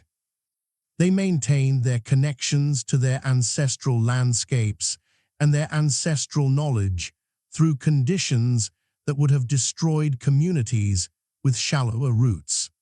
They are here today in communities from Alaska to Florida, from the Pacific to the Atlantic, speaking their languages, practicing their ceremonies, teaching their children, managing their lands, and contributing to the ongoing story of this continent with the same creativity and resilience that their ancestors brought to the building of Cahokia, the engineering of Chaco Canyon, and the planting of the first corn fields along the river bottoms of the eastern woodlands. The story of ancient America is not a story about the past. It is a story about the present and about the future and about the deep roots that nourish whatever comes next. The night has grown deep now. Somewhere out beyond the window, the sky has filled with stars, the same stars that ancient communities watched from the summits of their mounds and from the plazas of their canyon cities and from the shores of their great rivers. The air is still. The world outside is quiet, moving through its nightly rhythms with the unhurried patience of a planet that has been doing this for a very long time. We have traveled a long way tonight. We began at the edge of a glacier, in a world of ice and wind and vast frozen silence, and we watched as the first people made their careful way across a land bridge that no longer exists, into a continent that no human eye had ever seen before. We followed them as the ice retreated, and the forests grew, and the rivers found their courses, and the land came slowly alive with all the richness that would sustain millions of people across thousands of years. We watched villages take shape along the river banks, first small and tentative, then growing into something more permanent, more complex, more deeply rooted in particular landscapes. We saw the first great monument builders raising their earthworks above the floodplain, organizing labor and community and shared vision into something that would endure for millennia after the builders themselves had gone. We walked among the burial mounds of the Ohio Valley, where Hopewell communities had gathered from across a continent to celebrate their connections to each other and to the cosmos. We stood at the foot of Monks Mound and tried to imagine the city that once spread around it in every direction, tens of thousands of people living their lives along the great river in the most sophisticated urban environment that ancient North America ever produced. We crossed the desert to stand in the great plaza of Pueblo Bonito, feeling the weight of the silence that has settled over Chaco Canyon since its builders departed. A silence broken only by the wind moving through the canyon and the occasional cry of a hawk circling high above the sandstone walls. We climbed to the cliff dwellings of Mesa Verde and looked out from their sheltered alcoves across the wide canyon country of the Colorado Platte. Trying to feel what it meant to live in such a place, to raise children in those narrow, ledge-built rooms, to grind corn by the light that fell through a carefully placed window. We followed the rivers, those great arteries of the continent, as they carried copper and obsidian and marine shells and pottery and seeds and ideas from one community to another across distances that seem enormous even today. We looked up at the night sky and understood, perhaps for the first time, the depth of attention that ancient communities brought to the movements of the sun and moon and stars, the generations of patient watching that produced the astronomical knowledge embedded in earthworks and great houses and stone circles across the continent. We listened as best we could for the voices that are still speaking, the voices of communities that have maintained their connections to all of this through everything that history has brought to bear upon them. The voices of people who still speak languages that encode thousands of years of ecological knowledge. The voices of elders teaching ceremonies that connect the present to an ancient past. The voices of young people learning their languages, their histories, their relationships to the landscapes their ancestors shaped and were shaped by. Those voices are the most important thing we encountered on our journey tonight, because history is not only what happened in the past. It is what is carried forward. It is what survives. It is what finds a way through all the pressures and disruptions and losses that time brings to remain alive in the world, to keep teaching, to keep connecting the present to the deep roots of the human story. The rivers are still flowing. The Mississippi moves tonight through its ancient valley, past the low silhouette of the Cahokia Mounds, carrying the water of half a continent southward toward the Gulf. The Ohio moves through the hills of Indiana and Ohio, past the subtle earthen geometries of ancient Hopewell ceremonial grounds, still tracking the same course it found after the glaciers retreated 10,000 years ago. The Missouri comes down from the mountains, carrying the cold memory of the Rockies in its current form, joining the Mississippi in the same broad confluence it has always sought. The forests are still growing. Somewhere in the hills of Ohio, in the deep woods along a river terrace, an ancient mound rises quietly beneath the trees. Leaves have fallen on it for 1,000 years, building up the dark soil that now covers its grassy surface. Deer walk across it in the early morning. Owls hunt from the trees at its edges. Rain falls on it and soaks down through layers of earth that hold, in their careful stratigraphy, the record of a community that lived here and built something meant to last and succeeded. The stars are still moving. The same slow wheel of the sky that Hopewell astronomers tracked, that the builders of Chaco used to orient their great houses, that the creators of the Newark earthworks encoded in miles of precisely measured geometric forms, still turns above us tonight.